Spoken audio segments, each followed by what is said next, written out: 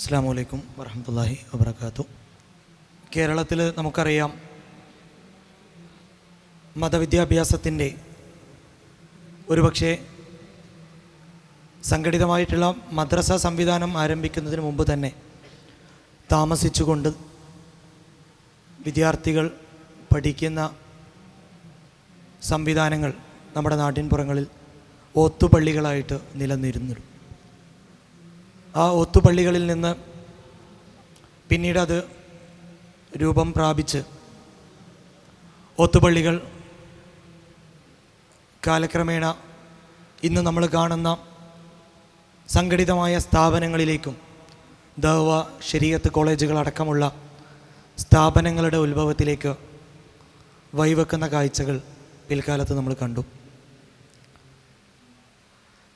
എന്നാൽ ആ സമാനമായ കാലഘട്ടത്തിൽ തന്നെ ദഅ്വ കോളേജുകൾ കേരളത്തിൽ, അല്ലെങ്കിൽ ഇത്തരത്തിലുള്ള മതസ്ഥാപനങ്ങൾ കേരളത്തിൽ വളർന്ന സമാനമായ ആ ഒരു സ്പേസിൽ തന്നെയാണ് എനിക്ക് തോന്നുന്നു കേരളത്തിൽ റെസിഡൻഷ്യൽ സ്വഭാവത്തോട് കൂടിയിട്ടുള്ള ആദ്യകാലങ്ങളിൽ നമ്മളൊക്കെ ആർട്സ് കോളേജുകളൊക്കെ എന്ന് പേരിട്ടിരുന്ന ആർട്സ് കോളേജുകളൊക്കെ സ്ഥാപിതമാവുന്നത്. ആർട്സ് കോളേജുകൾ തുടങ്ങാനുണ്ടായ ഒരു പശ്ചാത്തലത്തെക്കുറിച്ച് നോക്കുകയാണെങ്കിൽ, ഞാൻ മനസ്സിലാക്കിയെടുത്തോളം ഇന്ന് എൻ്റെ മുന്നിലിരിക്കുന്ന വിദ്യാർത്ഥികളെപ്പോലെ പ്രത്യേകമായ വേഷം ധരിച്ച് തലപ്പാവണിഞ്ഞ്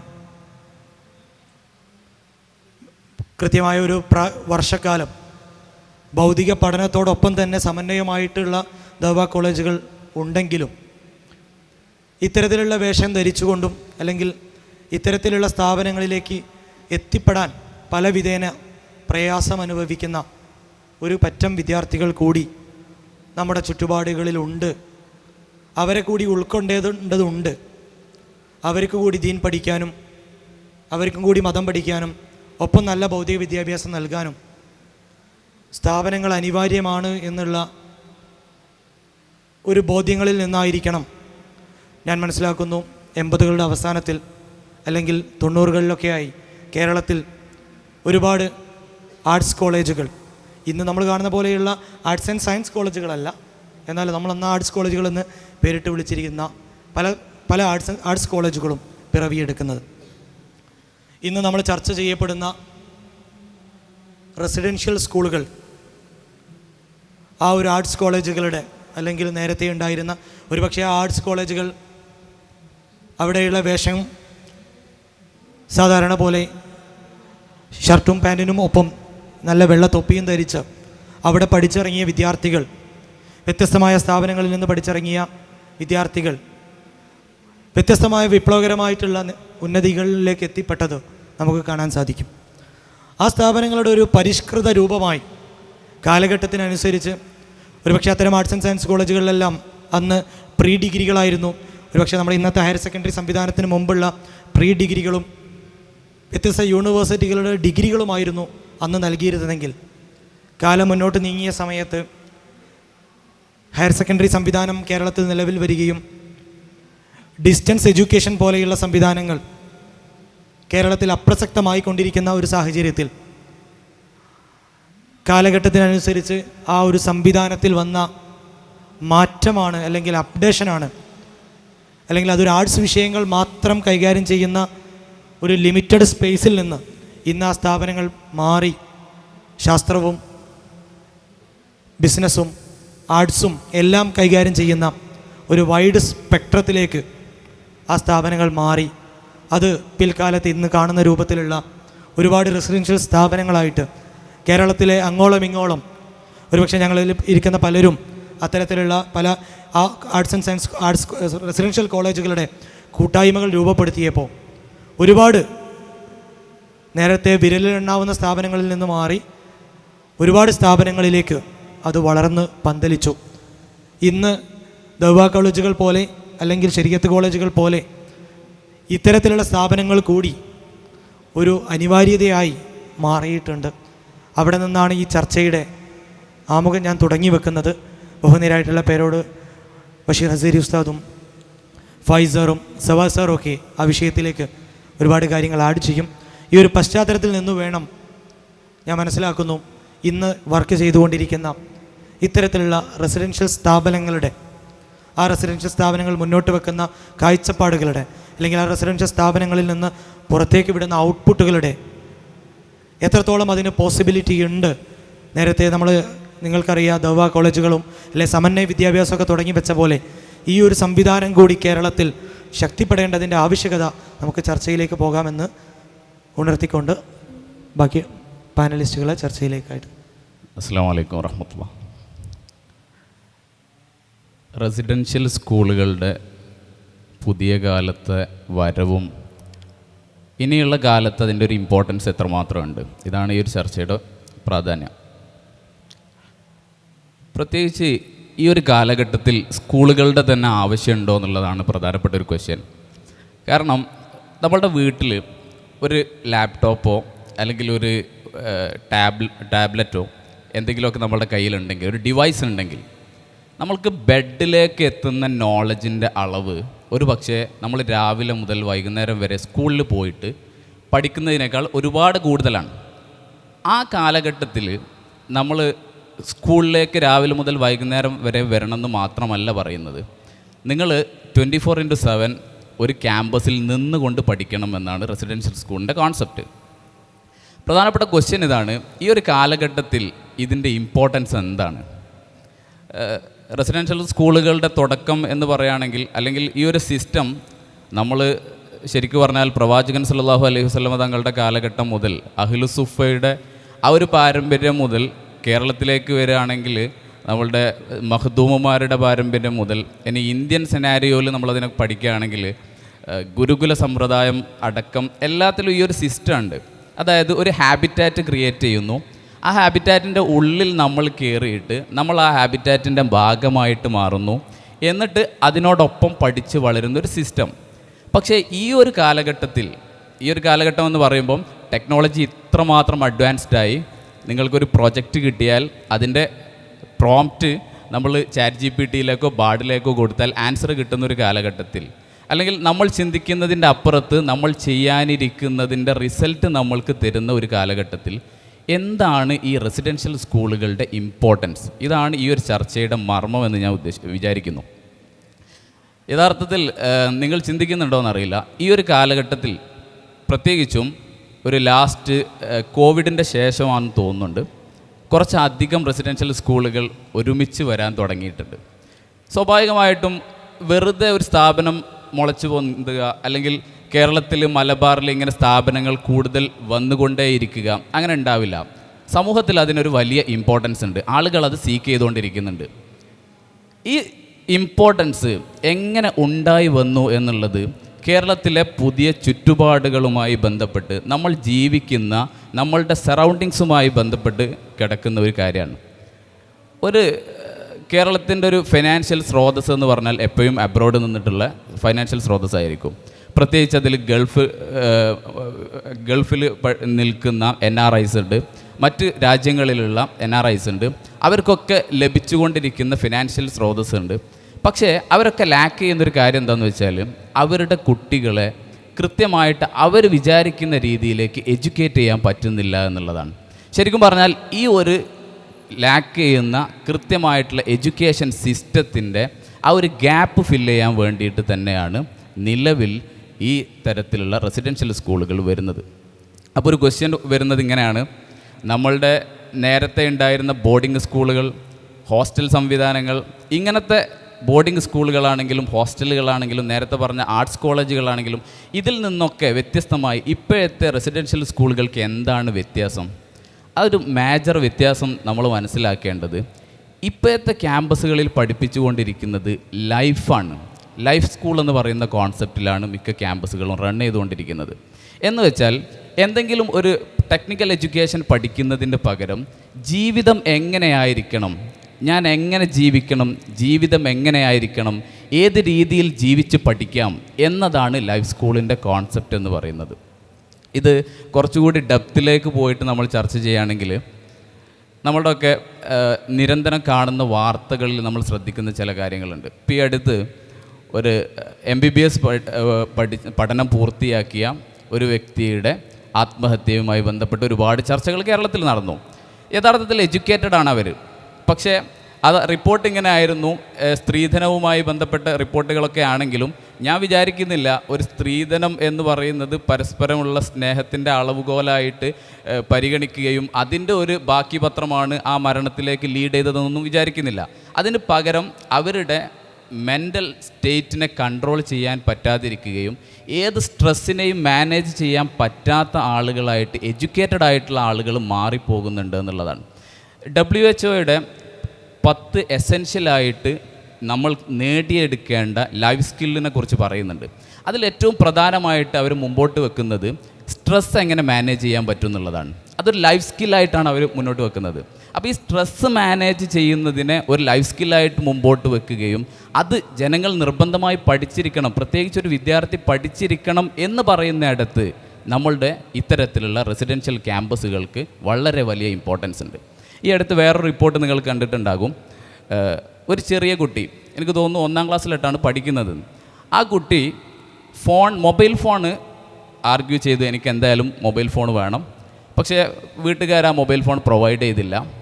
പെട്ടെന്ന് അതിൻ്റെ സൊല്യൂഷനായിട്ട് ആ ചെറിയ കുട്ടി കണ്ടിട്ടുള്ളത് ആത്മഹത്യയാണ്. ഇതിലൊരു ഫിക്ഷണലായിട്ടുള്ളൊരു കഥയുണ്ട്. ആ കഥ ഇങ്ങനെയാണ്. ആ മരണശേഷം ആ കുട്ടിയുടെ ആത്മാവ് ഉമ്മയോട് സംസാരിക്കുകയാണത്രേ. സംസാരിക്കുന്നത് ഇങ്ങനെയാണ്, ഉമ്മ ആ കുട്ടിയോട് പറയാണ്, നീ ഇത്രമാത്രം ക്രൂഷ്യലായിട്ടുള്ള തീരുമാനം എടുക്കുമെങ്കിൽ ഞാൻ നിനക്ക് മൊബൈൽ ഫോൺ തരുമായിരുന്നല്ലോ, നീ എന്തിനാണ് ഒരു വാക്ക് പോലും പറയാതെ എന്നോട് മുഖം പോലും തരാതെ നീ മരണപ്പെട്ടു പോയത്? അപ്പം കുട്ടി തിരിച്ച് പറയാണ്, ഞാൻ മരണപ്പെട്ടതല്ലല്ലോ, നിങ്ങളെന്നെ കൊന്നതല്ലേ. അപ്പോൾ ഉമ്മ ചോദിക്കുകയാണ്, ഞാനെങ്ങനെ കൊല്ലുന്നോ? ഞാൻ നിന്നെ കൊന്നിട്ടില്ലല്ലോ. അപ്പോൾ അതിൻ്റെ മറുപടി ആ കുട്ടി പറയുന്നത് ഇങ്ങനെയാണത്രേ, നിങ്ങളെന്നെ കൊന്നു എന്നതുകൊണ്ട് ഞാൻ ഉദ്ദേശിക്കുന്നത് എങ്ങനെ നല്ല രീതിയിൽ മരിക്കണമെന്ന് എനിക്ക് നിങ്ങൾ പഠിപ്പിച്ചു തന്നിട്ടില്ലല്ലോ. ആ ഒരു കൃത്യമായിട്ട് വിദ്യാർത്ഥികൾക്ക് കിട്ടേണ്ട അങ്ങനെയുള്ള ഒരു എഡ്യൂക്കേഷൻ ഉണ്ട്. ഞാൻ എന്തായി തീരണം, എൻ്റെ എൻഡിങ് എങ്ങനെയായിരിക്കണം. നമ്മളുടെ പ്രോസസ്സ് മാത്രമല്ല പ്രധാനം, നമ്മൾ എവിടെ എത്തിച്ചേരുന്നു എന്നതും വളരെ പ്രധാനപ്പെട്ടതാണ്. ഇത്തരത്തിലുള്ള ലൈഫ് സ്കിൽസിനെ പ്രൊമോട്ട് ചെയ്യണമെങ്കിൽ തീർച്ചയായിട്ടും അതൊരു വീടിൻ്റെ അകത്തളത്തിലോ അല്ലെങ്കിൽ പുതിയ പോസ്റ്റ് മോഡേൺ ക്യാമ്പസുകൾക്കോ മാത്രം പ്രൊവൈഡ് ചെയ്യാൻ പറ്റിക്കൊള്ളണമെന്നില്ല. അതിന് ഇത്തരത്തിലുള്ള റെസിഡൻഷ്യൽ സ്കൂളുകൾ അനിവാര്യമായിട്ട് വരും. ബാക്കിയുള്ള കാര്യങ്ങൾ കുറച്ചുകൂടെ ഡിസ്കഷൻസ് മുമ്പോട്ട് പോകുന്നതിനനുസരിച്ച് ഇടപെടാൻ എന്ന് ഉദ്ദേശിക്കുന്നു. നമ്മുടെ പ്രത്യേകിച്ച് കേരളത്തിൽ ഈ അടുത്തായി രൂപപ്പെട്ടു വന്ന റെസിഡൻഷ്യൽ സ്കൂളുമായി രൂപപ്പെട്ടു വന്ന ട്രെൻഡിനെ കുറിച്ചും അതിൻ്റെ പഴയകാല ചരിത്രങ്ങളുമാണ് നമ്മളോട് ഇപ്പോൾ സംസാരിച്ചതിൻ്റെ ആകത്തുക. നമ്മുടെ ചർച്ചയുടെ മർമ്മം ഒരു സ്ഥാപനം കൈകാര്യം ചെയ്യുന്ന അല്ലെങ്കിൽ സ്ഥാപനവുമായി ബന്ധപ്പെട്ട് പ്രവർത്തിക്കുന്ന ഒരു പ്രവർത്തകൻ എന്ന നിലയിൽ കേരളത്തിൽ കൊറോണയുടെ അല്ലെങ്കിൽ പോസ്റ്റ് കൊറോണ സമയത്ത് വന്ന ഒരുപാട് റെസിഡൻഷ്യൽ സ്ഥാപനങ്ങളുടെ വരവ്, യഥാർത്ഥത്തിൽ നേരത്തെ സംസാരിച്ച വ്യക്തി പറഞ്ഞതുപോലെ റെസിഡൻഷ്യൽ സ്കൂളുകളുടെ ഒരു കൂട്ടായ്മ കേരളത്തിലുണ്ട്. ആ കൂട്ടായ്മയുടെ ലിസ്റ്റ് കണ്ടപ്പോഴാണ് ഇത്രയും സ്കൂളുകളുണ്ട് എന്ന് ഞാനും മനസ്സിലാക്കിയത്. ഇത്തരം സ്ഥാപനങ്ങൾ ചുരുങ്ങിയ സമയത്തിനുള്ളിൽ വളരെ അപേക്ഷികമായി കമ്പാരിറ്റീവ്ലി കൂടുതലാണെങ്കിലും സമൂഹം അതിന് ആവശ്യപ്പെട്ടതുകൊണ്ടാണ് യഥാർത്ഥത്തിൽ അത്തരം സ്ഥാപനങ്ങൾ മുന്നോട്ടേക്ക് വന്നത്. അല്ലാതെ ആരെങ്കിലും ഒരു പുതിയ ഐഡിയ ക്രിയേറ്റ് ചെയ്ത് സ്ഥാപനം വന്നതാണ് എന്നുള്ള അഭിപ്രായം എനിക്കില്ല. സമൂഹം നമ്മളോട് ആവശ്യപ്പെടുകയും എഡ്യൂക്കേഷണലിസ്റ്റുകളോട് ആവശ്യപ്പെടുകയും അവരാ ആവശ്യത്തെ മനസ്സിലാക്കി സ്ഥാപനം തുടങ്ങുകയാണ് ചെയ്തത്. ഇതിൽ വളരെ പ്രധാനപ്പെട്ട 2 കാര്യങ്ങളാണ് സ്ഥാപനം നടത്തുന്ന വ്യക്തികളും അതുമായി ബന്ധപ്പെട്ട ആളുകളും ഇതിൻ്റെ ചർച്ചയിലും വരേണ്ടത്. ഒന്ന്, ഈ ഒരു സ്ഥാപനങ്ങൾ വരുമ്പോൾ ഞാൻ മനസ്സിലാക്കുന്നത് തുടങ്ങിയ സ്ഥാപനങ്ങളൊക്കെ സ്ഥലപരിമിതി മൂലവും അതേപോലെ കൂടുതൽ കാര്യങ്ങൾ കൊടുക്കാൻ കഴിയാതെ ആവശ്യത്തിനനുസരിച്ച് ഡിമാൻഡിനനുസരിച്ച് സ്കൂൾ സംവിധാനിക്കാൻ കഴിയാതെ പ്രയാസപ്പെട്ടുകൊണ്ടിരിക്കുകയാണ്. എന്ന് പറഞ്ഞാൽ അത്രയും കുട്ടികൾ ഇനിയും വരാൻ വേണ്ടി നമ്മുടെ സ്കൂളിലേക്ക് വരാൻ വേണ്ടി കാത്തു നിൽക്കുകയാണ്. അതിൽ ആ ഒരു ബാക്ക്ഗ്രൗണ്ടിൽ നിന്ന് നമ്മൾ മനസ്സിലാക്കേണ്ടത് നമ്മുടെ സമൂഹത്തിലുള്ള അല്ലെങ്കിൽ നമ്മുടെ നാട് നിർമ്മിച്ചെടുത്ത, നേരത്തെ സാറ് പറഞ്ഞതുപോലെ ഒരുപാട് ഇഡിയറ്റ് സ്കോളേഴ്സ് എന്ന് വേണമെങ്കിൽ, വിഡ്ഢികളായ പണ്ഡിതന്മാരെ അല്ലെങ്കിൽ അറിവുള്ളവരെ സൃഷ്ടിച്ചെടുക്കുകയും സമൂഹത്തിൽ എങ്ങനെ പെരുമാറണമെന്നും ഒരു വിഷയത്തിനോട് ഏത് തരത്തിലുള്ള അപ്രോച്ച് ഉണ്ടാകണമെന്ന് വരെ അറിയാത്ത, കളക്ഷൻ ഓഫ് ഇൻഫർമേഷനും അതുമായി ബന്ധപ്പെട്ടത് മാത്രം അറിയുന്ന ചില കമ്പ്യൂട്ടറുകൾ മാത്രമായി നമ്മുടെ പഠനരംഗം മാറിയത് കൊണ്ടാകാം സമൂഹത്തിൽ അങ്ങനെ ഒരു ആവശ്യം വന്നിട്ടുള്ളത്. ഗ്രീക്ക് ചരിത്രമെടുത്ത് നോക്കിയാൽ ഗ്രീക്കിൻ്റെ വിദ്യാഭ്യാസ രംഗം, നമ്മൾ ഏത് വിഷയം പഠിക്കുകയാണെങ്കിലും നമ്മളൊന്ന് അതിൻ്റെ തുടക്കത്തിൽ ഗ്രീക്കിലോ ഇറ്റലിയിലോ ഒന്ന് പോയി വന്നിട്ടേ നമ്മളെ വിഷയങ്ങളിലേക്ക് നമ്മൾ പോകാറുള്ളൂ. ഗ്രീക്കിൻ്റെ സംവിധാനങ്ങളിൽ, പഠന സംവിധാനങ്ങളിൽ വിദ്യാഭ്യാസ സംവിധാനങ്ങൾ ഉണ്ടായിരുന്നു, റെസിഡൻഷ്യൽ സംവിധാനങ്ങൾ ഉണ്ടായിരുന്നു. നമ്മൾ കുറച്ചുകൂടി മോഡേൺ യുഗത്തിലേക്ക് നോക്കിയാൽ 1880 കാലഘട്ടത്തിലാണ് കുറച്ചുകൂടി തീയിസ്റ്റിക്, സെക്യുലറിസ്റ്റ് അല്ല, തീയിസ്റ്റിക് കൺസെപ്റ്റോടുകൂടി റെസിഡൻഷ്യൽ സ്കൂളുകൾ വരാൻ തുടങ്ങിയത്. ഇപ്പോഴും യൂറോപ്പിൽ പോയാൽ പ്രിപ്പ് സ്കൂളുകൾ നമുക്ക് കാണാൻ കഴിയും. റിലീജിയസ് എഡ്യൂക്കേഷൻ കൊടുക്കുന്ന, അതിനോടൊപ്പം വേൾഡ് ക്ലാസ് എഡ്യൂക്കേഷൻ കൊടുക്കുന്ന സംവിധാനങ്ങൾ നമുക്ക് കാണാൻ കഴിയും.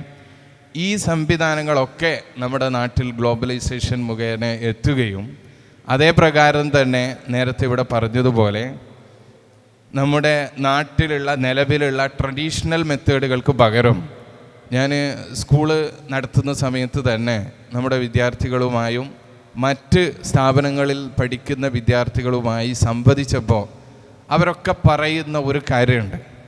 ആ കാര്യവും കൂടി ഈ സ്ഥാപനങ്ങളുടെ വളർച്ചയുടെ വളരെ മർമ്മപ്രധാനമായ ഒരു കാരണമായി ഞാൻ മനസ്സിലാക്കുകയാണ്. അത് അവരോട് ചോദിച്ചു നോക്കിയാൽ, ഉസ്താദേ, ഞങ്ങൾ ഇങ്ങനത്തെ സ്കൂളിലേക്ക് വരുമ്പോൾ ഞങ്ങളെ ജ്യേഷ്ഠന്മാർ അല്ലെങ്കിൽ ഞങ്ങളെ കാരണവന്മാർ പറഞ്ഞു തന്നത് വാർഡൻ ഉണ്ടാകും, വാർഡൻ രാവിലെ എണീറ്റില്ലെങ്കിൽ ചൂരൽ കൊണ്ട് അടിക്കും.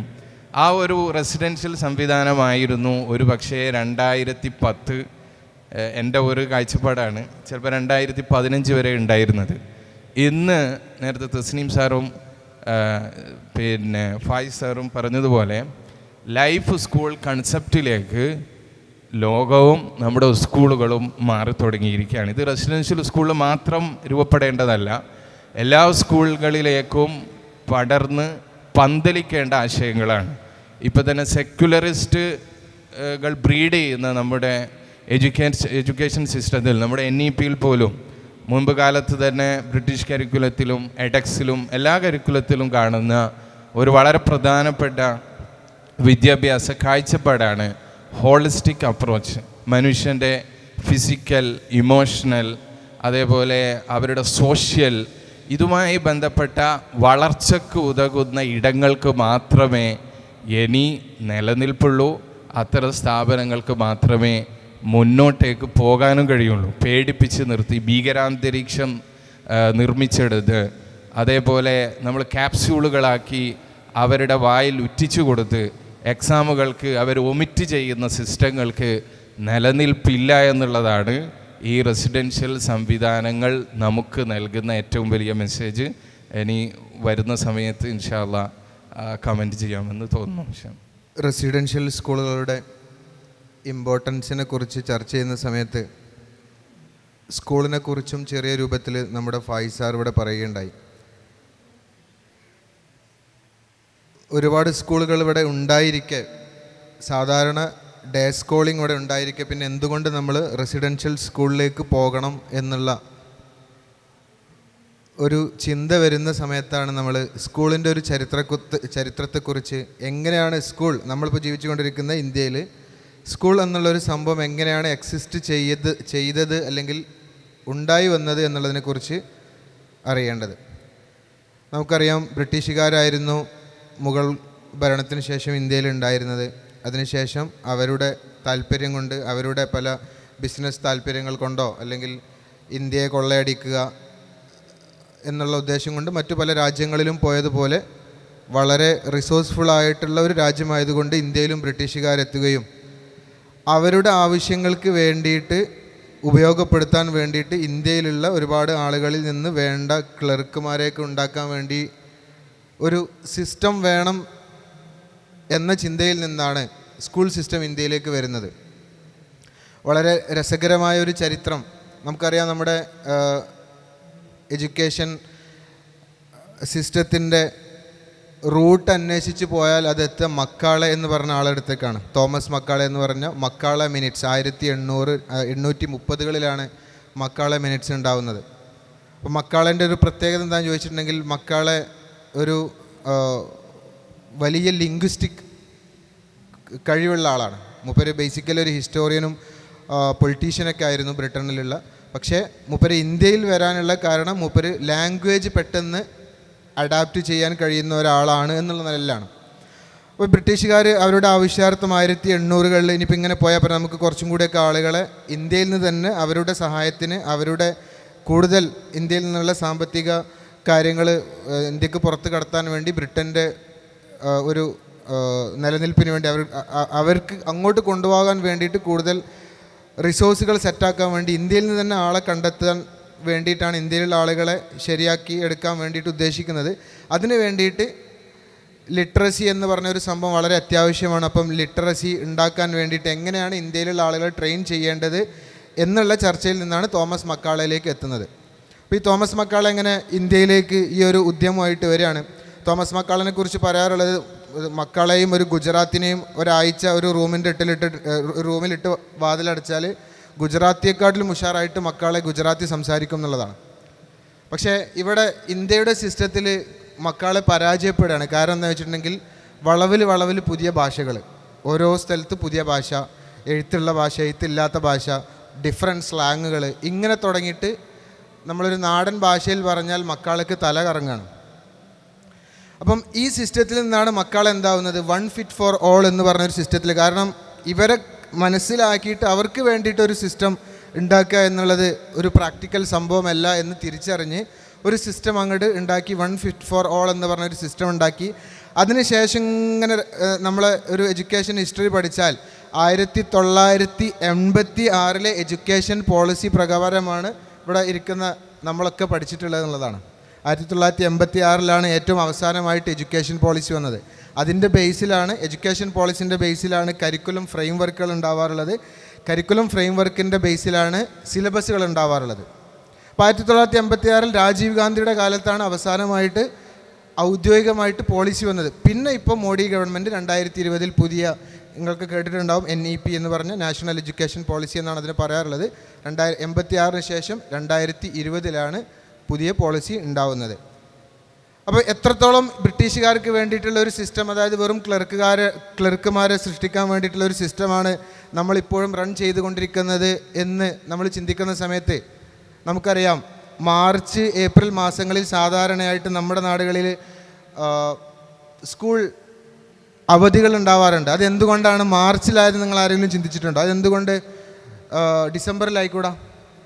അതെന്തുകൊണ്ട് ജനുവരിയിലായിക്കൂടാ? എന്തുകൊണ്ട് ഒക്ടോബറിലും അതല്ലെങ്കിൽ നവംബറിലും ആയിക്കൂടാ? ചിന്തിച്ചിട്ടുണ്ടോ ആരെങ്കിലും?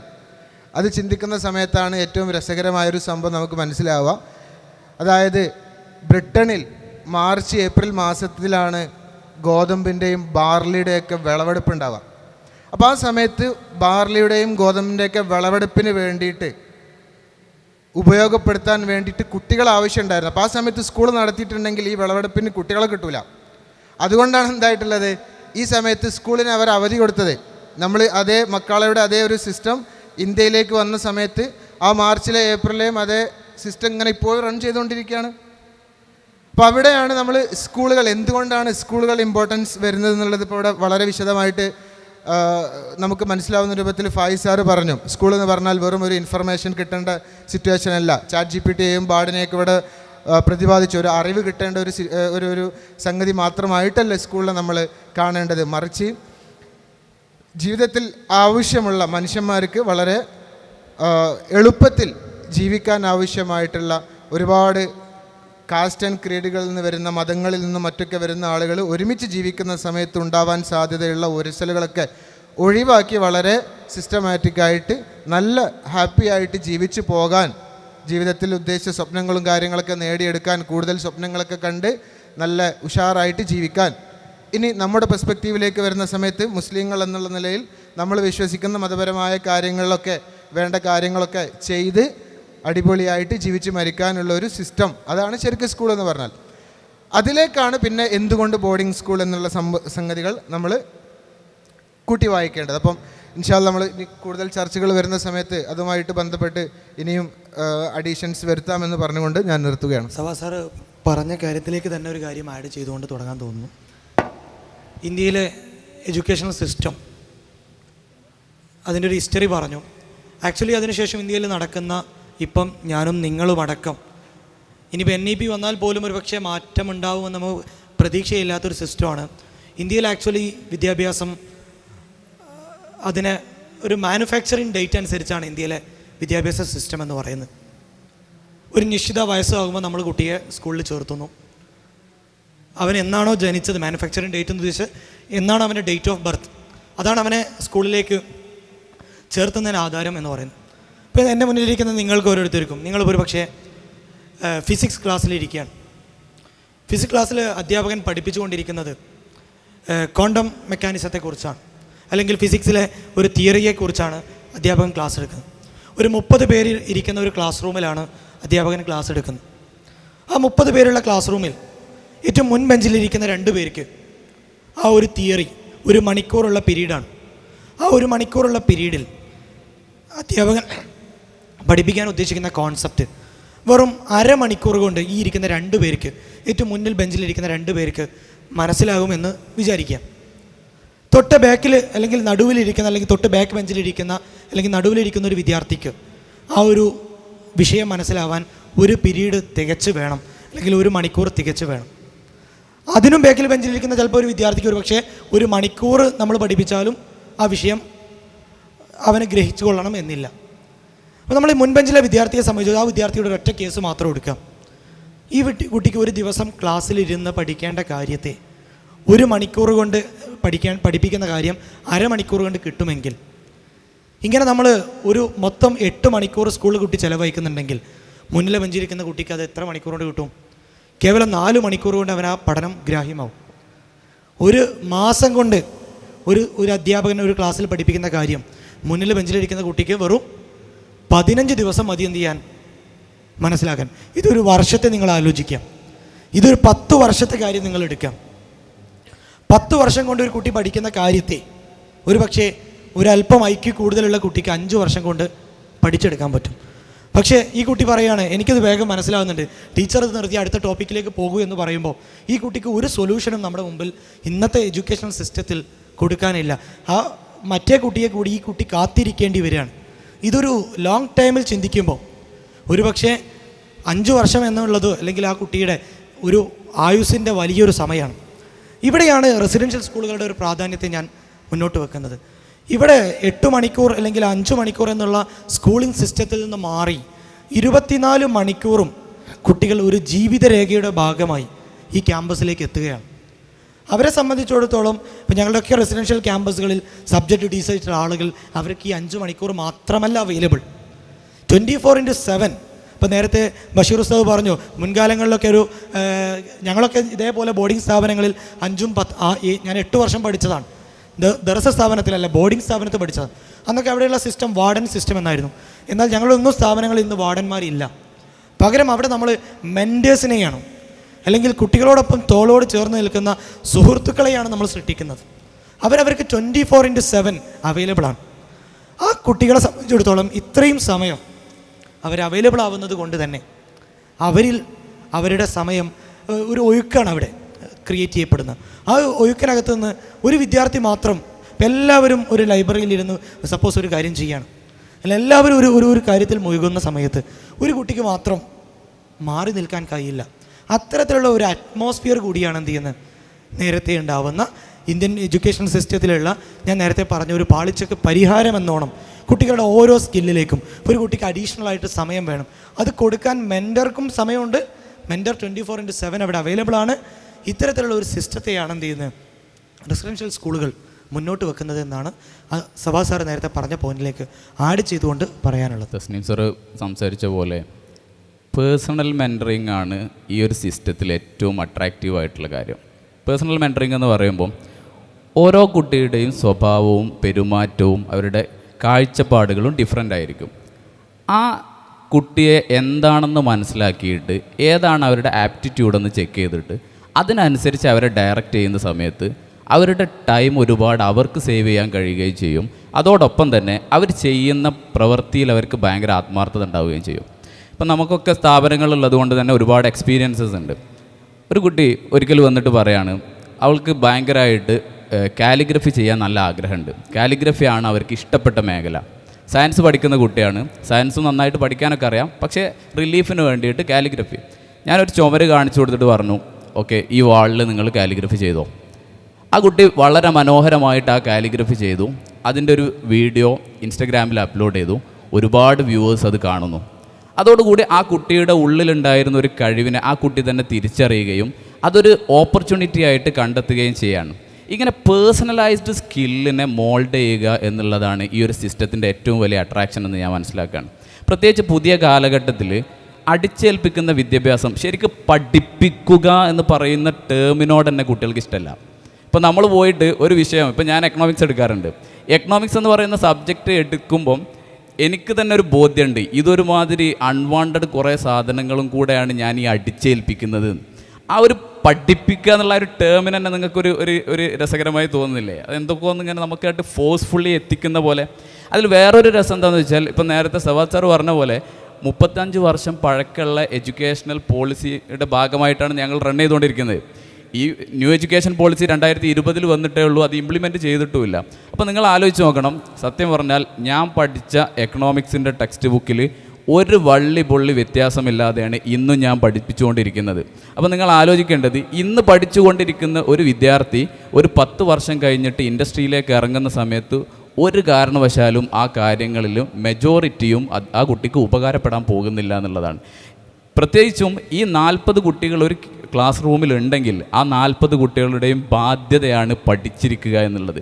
അതേ സമയത്ത് സ്കിൽ ബേസ്ഡ് ആയിട്ട് പോകുന്ന കുട്ടികളാണെങ്കിലോ, സ്വന്തമായിട്ടുള്ള സ്കില്ല് മനസ്സിലാക്കുന്ന കുട്ടികൾ, അതിനുള്ള അവസരം കൊടുക്കുന്ന കുട്ടികൾ, ആ കുട്ടികളാണ് എവിടെയെങ്കിലുമൊക്കെ എത്തിച്ചേരുന്നത്. ഈ അടുത്ത് നിങ്ങൾ GTA Vice City എന്ന് പറഞ്ഞൊരു ഗെയിം കളിച്ചിട്ടുണ്ടാവും, നമ്മളൊക്കെ ചെറുപ്പത്തിൽ കളിച്ചിട്ടുണ്ടോ? ഒരു ഡിജിറ്റലായിട്ട് നമ്മൾ ചെയ്യുന്നൊരു ഗെയിമാണ്. ആ ഗെയിമിൻ്റെ 6th എഡിഷൻ ഇറങ്ങാൻ പോകുന്നുണ്ട്. ആ 6th എഡിഷൻ്റെ അതിൻ്റെ ഒരു എന്താ പറയുക, അത് ഇറങ്ങാൻ പോകുന്നുണ്ട് എന്നുള്ളൊരു വീഡിയോ ഒക്കെ ഔട്ട് ചെയ്തിട്ടുണ്ട്. പക്ഷേ ഒറിജിനൽ വേർഷൻ എന്ത് ചെയ്തിട്ടില്ല, ഔട്ട് ചെയ്തിട്ടില്ല. ഒരു 18 വയസ്സുള്ള ഓട്ടിസം ബാധിച്ച ഒരു ചെറിയ കുട്ടി, ആ കുട്ടി ഈ GTA Vice Cityയുടെ ഇറങ്ങാൻ പോകുന്ന ഡാറ്റ മൊത്തം ഹാക്ക് ചെയ്തിട്ട് എടുത്തിട്ട് അവരുടെ കമ്പനിയിലേക്ക് അവരെന്ത് ചെയ്യുന്നുണ്ട്, മെസ്സേജ് അയച്ചിട്ട് ഇങ്ങനൊരു സാധനം ഞാൻ എടുത്തിട്ടുണ്ട്, നിങ്ങളുടെ പെർമിഷൻ ഇല്ലാതെ ഞാൻ എടുത്തിട്ടുണ്ട് എന്ന് അവരോട് പറയുമ്പം ആ കമ്പനി പോലും, നമ്മൾക്കൊക്കെ പരിചയമുള്ള കമ്പനിയാണ്, ടെക് കമ്പനിയാണ്, വലിയ കമ്പനിയാണ്, പക്ഷെ അവർ പോലും വണ്ടറായി നിൽക്കുകയാണ് ഈ കുട്ടി എങ്ങനെയെന്നുള്ളത്. അങ്ങനത്തെ അവർക്ക് ഈ എഡ്യൂക്കേഷൻ എവിടെ നിന്നാണ് കിട്ടിയത്? പുതിയ കാലത്തിനനുസരിച്ച് ടെക്നോളജി ഇമ്പ്രൂവ് ചെയ്യുന്നതിനനുസരിച്ച് അതിനേക്കാൾ ഫാസ്റ്റായിട്ട് ഇമ്പ്രൂവ് ചെയ്യുന്ന ഒരു ജനറേഷൻ ഉണ്ട്. ആ ജനറേഷനെ എങ്ങനെ നമ്മൾ മോൾഡ് ചെയ്യുമെന്ന് ചോദിച്ചാൽ, ഈ 35 കൊല്ലം പഴക്കമുള്ള സിലബസും അതിൻ്റെ ടെക്സ്റ്റ് ബുക്കുമായിട്ട് മൂവ് ചെയ്താൽ ഡെഫിനറ്റ്ലി നോ എന്നാണ് ആൻസർ. ഇവരൊന്നും എവിടെ എത്തൂല. അപ്പം ഓരോ വിദ്യാർത്ഥിയെയും നമ്മൾ മനസ്സിലാക്കിയിട്ട് അവർക്ക് കമ്പൽസറി ആയിട്ട് പഠിക്കാനുള്ള അക്കാദമിക്സ് അതിന് ഒരു സമയം മാറ്റി വെക്കുന്നു. ബാക്കിയുള്ള മുഴുവൻ സമയം പേഴ്സണലൈസ്ഡ് മെൻറ്ററിങ്ങിലൂടെ അവരെ മോൾഡ് ചെയ്തെടുക്കുകയാണെങ്കിൽ അത് അവരുടെ അക്കാദമിക്സിൽ മാത്രമല്ല, അവരുടെ ബിഹേവിയറിലാണെങ്കിലും പെരുമാറ്റത്തിലാണെങ്കിലും സോഷ്യലായിട്ട് ഒരു ലീഡറെ എങ്ങനെ നമ്മൾ മോൾഡ് ചെയ്തെടുക്കണം, അദ്ദേഹത്തിൻ്റെ സംസാര ശൈലി, അത് ഭാഷാ ശൈലി, എങ്ങനെ എല്ലാ കാര്യങ്ങളിലും അവർക്ക് പേഴ്സണലൈസ്ഡ് ആയിട്ട് അവരെ ഇമ്പ്രൂവ് ചെയ്യാനുള്ളൊരു സ്പേസ് ക്രിയേറ്റ് ചെയ്യാൻ പുതിയ ക്യാമ്പസുകൾക്ക് പറ്റുന്നുണ്ട്. അതുകൊണ്ടാണ് ഒരുപാട് പേര് ഇന്നും നമ്മൾ മിക്ക ക്യാമ്പസുകളിലും അഡ്മിഷൻ എന്താ പറയുക, നമ്മൾ ക്ലോസ്ഡ് എന്ന് പറഞ്ഞിട്ട് നോട്ടീസ് ഇറക്കേണ്ടി വരുന്നത് അതുകൊണ്ടാണ്. അത്രയും ഡിമാൻഡ് വരാനുള്ള കാരണം പുതിയ സിസ്റ്റത്തിലേക്ക് ആളുകൾ മാറാൻ വില്ലിങ് ആണ്. അൺഫോർച്ചുനേറ്റ്ലി നേരത്തെ ഉസ്താദ് പറഞ്ഞ പോലെ നമ്മളുടെ ഇൻഫ്രാസ്ട്രക്ചർ അതിനെ അനുവദിക്കാത്തതാണ് മിക്ക ക്യാമ്പസുകളുടെയും പ്രധാനപ്പെട്ട പ്രശ്നം. നമ്മുടെ ചർച്ച ഇപ്പോൾ ബോർഡിംഗ് സ്കൂളിൻ്റെ അല്ലെങ്കിൽ റെസിഡൻഷ്യൽ സ്കൂളിൻ്റെ ചരിത്രം പറഞ്ഞ് ഞങ്ങളെല്ലാവരും റെസിഡൻഷ്യൽ സ്കൂളിനെ നിങ്ങൾക്ക് വിറ്റ് കഴിഞ്ഞു. ഇപ്പോൾ ഏകദേശം എന്താണ് റെസിഡൻഷ്യൽ സ്കൂളിൽ നടക്കുന്നത് എന്ന് നിങ്ങൾക്ക് ഏകദേശം മനസ്സിലായി കാണും എന്നാണ് ഞാൻ മനസ്സിലാക്കുന്നത്. ഞാൻ ഈ ചർച്ചയെ കുറച്ചുകൂടി ഡൈവേഴ്സിഫൈ ചെയ്യാൻ വേണ്ടി ഈ സ്ഥാപനങ്ങൾ അനുഭവിക്കുന്ന ഇൻഫ്രാസ്ട്രക്ചറിൻ്റെ അപ്പുറത്ത് അനുഭവിക്കുന്ന ഒരുപാട് ചലഞ്ചസ് ഉണ്ട്. അതിലേറ്റവും പ്രധാനപ്പെട്ട ഒരു ചലഞ്ചാണ് നമ്മൾ ഫ്യൂച്ചറിലേക്ക് പോകുമ്പോൾ ഈ വിദ്യാർത്ഥികൾക്ക് ഇഷ്ടപ്പെടുന്ന ഒരു ഇടമായി ഇത് മാറ്റാൻ വേണ്ടി റെസിഡൻഷ്യൽ സ്കൂള് ഇനിയും ഒരുപാട് ഫ്യൂച്ചറിസ്റ്റിക്കായി ചിന്തിച്ച് സ്റ്റുഡൻറ്റ് സെൻട്രിക്കായി കാര്യങ്ങൾ മുന്നോട്ട് പോയാൽ മാത്രമേ ഇത് മുഖേനയുള്ള ഫ്രൂട്ട്സ് നമ്മുടെ സൊസൈറ്റിക്ക് ലഭിക്കുള്ളൂ, നമ്മുടെ കമ്മ്യൂണിറ്റിക്ക് ലഭിക്കുകയുള്ളൂ. അപ്പോൾ ഞാൻ എൻ്റെ ഒരു അനുഭവത്തിലുള്ള ഏറ്റവും വലിയ ചലഞ്ചായിട്ട് ഞാൻ കാണുന്നത് ഫാക്കൽറ്റിയാണ്. ഫാക്കൽറ്റിയെ സംബന്ധിച്ചിടത്തോളം ഏകദേശ ഫാക്കൽറ്റിയും 1985-ൻ്റെയും 1997 അല്ലെങ്കിൽ 2000-ൻ്റെ ഇടയിൽ ഡേറ്റ് ഓഫ് ബർത്ത് വരുന്ന ആളുകളായിരിക്കും നമ്മുടെ പുതിയ ഫാക്കൽറ്റീസായി വരുന്ന ആളുകൾ. ഈ ഫാക്കൽറ്റീസിൻ്റെ പ്രത്യേകത ഇവർ പ്രീ ഹൈബ്രിഡ് കാലത്തുണ്ടായിരുന്ന ഒരു ജനറേഷനാണ്. കുറച്ചുകൂടെ പറഞ്ഞാൽ നമ്മൾ കയ്യിലുള്ള നമ്മുടെ മുന്നിലേക്ക് വരുന്ന മക്കൾ, വിദ്യാർത്ഥികൾ, അവർ തീർച്ചയായും അവരെ സംബന്ധിച്ചിടത്തോളം ഹൈബ്രിഡും സോഷ്യൽ മീഡിയയും കോഡിങ്ങും റോബോട്ടിക്സും AI-യും അതേപോലെ ഓഗ്മെൻറ്റ് റിയാലിറ്റിയും ഇങ്ങനെ തുടങ്ങി നമുക്ക് പുതുമ തോന്നുന്ന കാര്യങ്ങളൊക്കെ അവർക്ക് ഫ്രഷ് നോളജാണ്. അവരുടെ ബേസിക് ആയിട്ട് അവരെ ഫണ്ടമെൻ്റൽ നോളജ് തന്നെ ആരംഭിക്കുന്നത് അതിൽ നിന്നാണ്. പക്ഷേ നമ്മൾ കൈകാര്യം ചെയ്യുന്ന ഫാക്കൽറ്റികളെ സംബന്ധിച്ചിടത്തോളം ഇതൊക്കെ ഒരു പുതിയ അറിവാണ്. അവരുടെ ഫണ്ടമെൻ്റൽ നോളജ് വേറെ ഒരു ബേസിലാണ്, അതിൻ്റെ ബേസിക്സ് വേറെയാണ്. അതുകൊണ്ട് തന്നെ നമ്മളൊരു വർക്ക്ഷോപ്പിലേക്ക് പഴയ ഒരു മാരുതിയുടെ അൾട്ടോ പോയിട്ട് അദ്ദേഹത്തിന് കൊണ്ടു കൊടുത്താൽ അദ്ദേഹം വേഗം അതിൻ്റെ പ്രശ്നങ്ങൾ പരിഹരിച്ച് ചിലപ്പോൾ നമുക്ക് തന്നേക്കാം. അതേസമയം തന്നെ നമ്മളൊരു ഹൈ ടെക്നോളജിയുള്ള വോൾവോയുടെയോ പ്രൈവസിയും സെക്യൂരിറ്റിയും ഒക്കെ കീപ്പ് ചെയ്യുന്ന ഓട്ടോ ഡ്രൈവിംഗ് ഒക്കെ ഉള്ള ടെസ്ല പോലെയുള്ള ഒരു വണ്ടി നമ്മുടെ കാറ് നമ്മുടെ നാട്ടിലുള്ള ഒരു ടെക്നീഷ്യന് കൊണ്ടു കൊടുത്താൽ അദ്ദേഹം അതിൻ്റെ മുകളിൽ സ്പർശിച്ചാൽ നമ്മുടെ കമ്പനിയിൽ വീണ്ടും പോയാൽ ആദ്യം 5 ലക്ഷം രൂപ ചിലവാകുന്നത് ചിലപ്പോൾ 15 ലക്ഷം രൂപ വീണ്ടും ചിലവഴിക്കേണ്ടി വരും. ഈ ഒരു ഉദാഹരണം കൊണ്ട് ഞാൻ പറഞ്ഞു വെക്കുന്നത് ഈ ഒരു ചലഞ്ച് ചിലപ്പോൾ എല്ലാവരും അനുഭവിക്കുന്നുണ്ടാകും, ഫാക്കൽറ്റികളിലുള്ള ചലഞ്ച്. കാരണം കുട്ടികൾ പോർഷയും അതേപോലെ വലിയ വലിയ കൂടുതൽ ടെക്നോളജി അറിയുന്ന കുട്ടികളാണ് നമ്മുടെ കയ്യിലുള്ളത്. നമ്മുടെ കുട്ടികളെ കൈകാര്യം ചെയ്യുന്ന ഫാക്കൽറ്റികൾ മാരുതി 800 അല്ലെങ്കിൽ അൾട്ടോയും അത് കൈകാര്യം ചെയ്തിട്ടുള്ള ടെക്നീഷ്യന്മാരാണ് നമ്മുടെ മുന്നിലുള്ളത്. ഈ ഒരു വലിയ പ്രതിസന്ധി നമ്മുടെ മുന്നിലുണ്ട്. അതേപോലെ തന്നെ നമ്മുടെ വിദ്യാർത്ഥികളുടെ കൂട്ടത്തിൽ ഒരാൾക്ക് പഠിക്കാൻ കഴിയുന്നില്ലെങ്കിൽ നമ്മുടെ ട്രഡീഷണൽ മെത്തേഡുകൾ അനുസരിച്ച് പേടിപ്പിക്കുക, വടിയെടുക്കുക, അതിനപ്പുറത്ത് മറ്റ് പല ലേണിംഗ് മെത്തേഡ്സുകളുണ്ട്. വളരെ പ്രശസ്തമായ ഒരു ഫിസിക്സ് സ്കോളറാണ്, നിങ്ങൾക്കൊക്കെ അറിയുന്ന ഫീമൻ്റെ ടെക്നോളജി. ഒരു വിഷയത്തെ കൺസെപ്റ്റ് ചെയ്ത് അതിനെ മനസ്സിലാക്കി അതിനെ വേറൊരാൾക്ക് ടീച്ച് ചെയ്ത് 4 ലൈനുകൾ അല്ലെങ്കിൽ 4 മെത്തേഡുകളിലൂടെ കടന്നുപോയി ഒരു വിഷയത്തെ പഠിച്ചെടുക്കുക എന്നുള്ള കൺസെപ്റ്റുകളുണ്ട്. അതേപോലെ മോഡേൺ എഡ്യൂക്കേഷൻ ഫിലോസഫിയിലൊക്കെ കൈനസ്തെറ്റിക്, അതേപോലെ ഓഡിറ്ററി, NEP-യിലൊക്കെ വരുന്ന ഒരുപാട് ലേണിംഗ് മെത്തേഡ്സുകളുണ്ട്. ഇതിനെയൊക്കെ നമ്മുടെ വിദ്യാർത്ഥികൾക്ക് അവതരിപ്പിക്കുന്നിടത്ത് വിജയിക്കുന്നിടത്താണ് നമ്മുടെ റെസിഡൻഷ്യൽ സ്കൂളിൻ്റെ ഭാവി, അല്ലെങ്കിൽ അതിൻ്റെ നേരത്തെ നമ്മുടെ വിഷയത്തിലുള്ളതുപോലെ അതിൻ്റെ വൈഡായിട്ടുള്ള സ്പെക്ട്രം കിടക്കുന്നത്. അല്ലെങ്കിൽ ഇതും ഒരു സമയത്ത് ട്രെൻഡ് പോലെ തന്നെ ഒരു 5 വർഷം കൊണ്ടോ അല്ലെങ്കിൽ ഒരു 7 വർഷം കൊണ്ടോ അത് നിർത്തി വേറെ പേരിൽ പല സ്കൂളുകൾ വീണ്ടും എമർജ് ചെയ്യുന്ന കാഴ്ച നമ്മൾ കാണേണ്ടി വരും. ഞാൻ അതിൻ്റെ ഇടയിൽ ചർച്ച ഡൈവേഴ്സിഫൈ ചെയ്യാൻ വേണ്ടിയിട്ട് അതിൻ്റെ ഇടയിൽ ഓർമ്മിപ്പിച്ചു എന്നുള്ളത് മാത്രമേ ഉള്ളൂ. ഈ എഡ്യൂക്കേഷൻ സിസ്റ്റത്തിലുള്ള മാറ്റങ്ങളോട് കൂടെ തന്നെ നമ്മുടെയൊക്കെ സമൂഹത്തിലുള്ള കുട്ടികളുടെ ഒരു നിലവാരം അതല്ലെങ്കിൽ അവിടെയൊക്കെ ഒരു ചിന്താഗതിയും കൂടി ഒരുപാട് മാറിയിട്ടുണ്ടെന്നുള്ളതാണ്. ഉസ്താദ് പറഞ്ഞത് വളരെ കൃത്യമായൊരു സംഗതിയാണ്. ഒരു വലിയ ജനറേഷൻ ഗ്യാപ്പ് നമ്മളെ മുമ്പിലിരിക്കുന്ന കുട്ടികളും നമ്മളും തമ്മിലുണ്ട് എന്നുള്ളതാണ്. നമ്മൾ ചിന്തിക്കുന്ന കാര്യങ്ങളോ അതല്ലെങ്കിൽ നമ്മൾ ഉദ്ദേശിക്കുന്ന കാര്യങ്ങളോ ഒന്നുമല്ല അവരുടെ ചർച്ചാ വിഷയങ്ങളും ചിന്താ വിഷയങ്ങളും. അപ്പം ഒരു പരിധിവരെ നമ്മുടെ ഈ ഫേസ്ബുക്ക്, ഇൻസ്റ്റാഗ്രാം റിലേഷൻഷിപ്പ് എടുത്ത് പരിശോധിച്ചാൽ നമുക്ക് പെട്ടെന്ന് മനസ്സിലാവും.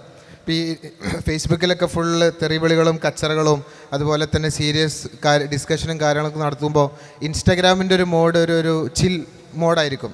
പ്രത്യേകിച്ച് കച്ചറും കാര്യങ്ങളൊന്നും ഇല്ലാതൊക്കെ നമ്മളെല്ലാവരും ബഡീസാണെന്നൊക്കെ ഉള്ള ഒരു രൂപത്തിലാണ് പോവുക. അപ്പം ഈ ഇൻസ്റ്റാഗ്രാമിലുള്ളത് ഒരു പുതിയ തലമുറയാണ്. മറ്റുള്ളത് ഇതൊക്കെ ഇതിലേക്ക് വന്ന് അതിനെ പിന്നെ ടെക്നിക്കൽ ടേംസിൽ ഡിജിറ്റൽ മൈഗ്രൻസ് എന്നും അതുപോലെ തന്നെ ഡിജിറ്റൽ നേറ്റീവ്സ് എന്നും വിളിക്കാറുണ്ട്. നമ്മളെ ഈ പുതിയ കാലത്തേക്ക് പിറന്നു വരുന്ന കുട്ടികളുടെ ബ്രെയിന് തന്നെ വയേർഡായിരിക്കുന്നത് ഇതൊക്കെ പെട്ടെന്ന് മനസ്സിലാക്കാൻ കഴിയും എന്നുള്ള രൂപത്തിലാണ്. മാത്രമല്ല കുട്ടികളുടെയൊക്കെ ഒരു ചിന്തകൾ, നിലവാരങ്ങൾ, അവർ ആളുകളോടൊക്കെ പിന്നെ എന്താ പറയുക ഡീല് ചെയ്യുന്ന രൂപങ്ങളൊക്കെ. അപ്പം എനിക്ക് ഉസ്താദ് പറഞ്ഞപ്പോൾ ഓർത്തെടുക്കാൻ പറ്റിയ നല്ലൊരു രസകരമായ ഒരു ഓർമ്മ എന്ന് വെച്ചിട്ടുണ്ടെങ്കിൽ, നമ്മളെ സ്കൂളിൽപ്പെട്ട ഒരു കുട്ടി നാട്ടിൽ നിന്ന് വരുന്ന സമയത്ത്, നമ്മുടെ ബോയ്സ് ക്യാമ്പസിൽ നടന്ന സംഭവമാണ്. നാട്ടിൽ നിന്ന് വരുന്ന സമയത്ത് 9ാം ക്ലാസ്സിൽ പഠിക്കുന്ന കുട്ടി നാട്ടിൽ നിന്ന് വരുന്ന സമയത്ത് ആ കുട്ടിയുടെ പിന്നെ മൊബൈൽ നഷ്ടപ്പെട്ടു. അപ്പം അങ്ങനെ ഈ സംഭവം നമ്മൾ പിന്നെയാണ് അറിയുന്നത് കേട്ടോ. ഒരു ദിവസം പോലീസുകാർ വരുന്നുണ്ട്. പോലീസുകാർ വന്നിട്ട് പോലീസ് ജീപ്പ് വരുന്നുണ്ട്. അപ്പോൾ സ്വാഭാവികമായിട്ട് പോലീസ് വണ്ടിയൊക്കെ സ്കൂളിലേക്ക് വരുന്ന സമയത്ത് നമ്മളൊന്ന് എന്താ ഇപ്പോൾ സംഭവം എന്നുള്ള രൂപത്തിൽ ഇറങ്ങി നോക്കുമല്ലോ. അങ്ങനെ വന്നിട്ട് പിന്നെ ഇന്ന ആളാരാണ് എന്നൊക്കെ ചോദിച്ചിട്ട് വന്നതിന് ശേഷം പിന്നെ ഈ കുട്ടിയെ വിളിപ്പിച്ച സമയത്താണ് നമ്മൾ മനസ്സിലായത് ഈ കുട്ടി നാട്ടിൽ നിന്ന് വരുന്ന സമയത്ത് മൊബൈൽ നഷ്ടപ്പെട്ടു. ക്യാമ്പസിലെത്തി മെൻഡർ അടുത്തു നിന്ന് മൊബൈൽ വാങ്ങിയിട്ട് കംപ്ലയിൻറ്റ് രജിസ്റ്റർ ചെയ്തിട്ട് എന്തായിട്ടുണ്ട്, പോലീസിനോട് ഇവർ ഈ ഗൂഗിളിൻ്റെ ലൊക്കേഷനൊക്കെ നോക്കിയിട്ട് ഇന്ന സ്ഥലത്ത് ഉണ്ട് എന്നൊക്കെ പറഞ്ഞ് എന്തായിട്ടുണ്ട്, കൃത്യമായ ഇൻഫർമേഷനൊക്കെ പോലീസിന് കൈമാറിയിട്ട് പോലീസിനെ ഔദ്യോഗികമായിട്ട് ഒഫീഷ്യൽ പരാതി കൊടുക്കാൻ വേണ്ടിയിട്ട് ക്യാമ്പസിലേക്ക് വിളിച്ചു വരുത്തിയിട്ടുണ്ട്. നമ്മൾ പോലും അറിയുന്നത് ഇങ്ങനെ പോലീസ് വന്നിട്ട് ഇതിനെക്കുറിച്ച് അന്വേഷിക്കുന്ന സമയത്താണ്. അതേപോലെ തന്നെ ഇവർ സംസാര ശൈലികൾ, നമ്മളൊന്നും ഇപ്പോൾ നമ്മളവിടുത്തെ ഒരു സാറിനൊരു ചെറിയ കുട്ടിയുണ്ട്, 1ാം ക്ലാസ്സിലാണ് മോള് പഠിക്കുന്നത്. അപ്പോൾ ഇവൾ സാധാരണയായിട്ട് മഗ്രിബിൻ്റെ ശേഷം പഠിക്കാറാണ് പതിവ്. പഠിക്കുന്ന സമയത്ത് പിന്നെ ഉമ്മയും അതുപോലെ തന്നെ ഇവളും കൂടി പഠനത്തിന് വേണ്ടിയിട്ട് കാര്യങ്ങളൊക്കെ സെറ്റാക്കണ ഒരു പതിവാണ് സാധാരണ ഉണ്ടാവാറുള്ളത്.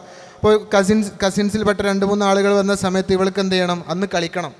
അപ്പോൾ കളിക്കുന്ന സമയത്ത് 1ാം ക്ലാസ്സിൽ പഠിക്കുന്ന ഇവൾ പറയാണ് ഉമ്മനോട്, പിന്നെ എന്നെ ഒന്ന് മനസ്സിലാക്കും മമ്മി, ഞാൻ പഠിക്കാത്ത കുട്ടിയൊന്നുമല്ലല്ലോ, ഒരു ദിവസമല്ലേ. 1ാം ക്ലാസ്സിൽ പഠിക്കുന്ന കുട്ടി പറയാണ്. അപ്പം ഈ ഒരു രൂപത്തിലേക്ക് എന്തായിട്ടുണ്ട്. അതേപോലെ തന്നെ പലപ്പോഴും ഈ റെസിഡൻഷ്യൽ സ്കൂളിൽ നമ്മളുണ്ടാകുന്ന ഒരു പ്രധാന പ്രശ്നം ഹോം സിക്നെസ് ആണ്. അപ്പോൾ ഇവർ വീട്ടിലേക്ക് വിളിച്ചിട്ട് എന്താവും, പല കാര്യങ്ങളും പറയും. അപ്പോൾ ഇവരെ രക്ഷിതാക്കൾ പറയുന്ന സമയത്താണ് എക്സാക്റ്റായിട്ട് ഇവർ എന്തൊക്കെയാണ് വീട്ടിൽ വിളിച്ച് പറയാറുള്ളത് മനസ്സിലാവുക. അപ്പം മിക്കപ്പോഴും കുട്ടികൾ പറയുന്ന ഒരു സംഗതി, പിന്നെ ഇവരോട് പേരൻസിനെ കൺവിൻസ് ചെയ്യാൻ വേണ്ടി പറയുന്ന ചില സെൻറ്റൻസുകളൊക്കെ കേട്ടിട്ടുണ്ടെങ്കിൽ നമ്മൾ തന്നെ എന്താണിപ്പോൾ ഇത്, ഇവരുടെയൊക്കെ ഒരു ചിന്താഗതി എന്താണെന്നുണ്ടാവും, നമുക്ക് നമ്മൾ ഉദ്ദേശിക്കുന്ന ഒരു വിധത്തിലല്ല. ഞാൻ നേരത്തെ പറഞ്ഞ ഒരു ഗ്യാപ്പ് വല്ലാതെ ഉണ്ട് എന്ന് മനസ്സിലാകും. അപ്പോൾ ഇതൊരു വലിയ ചാലഞ്ചാണ് എന്നുള്ളതാണ്.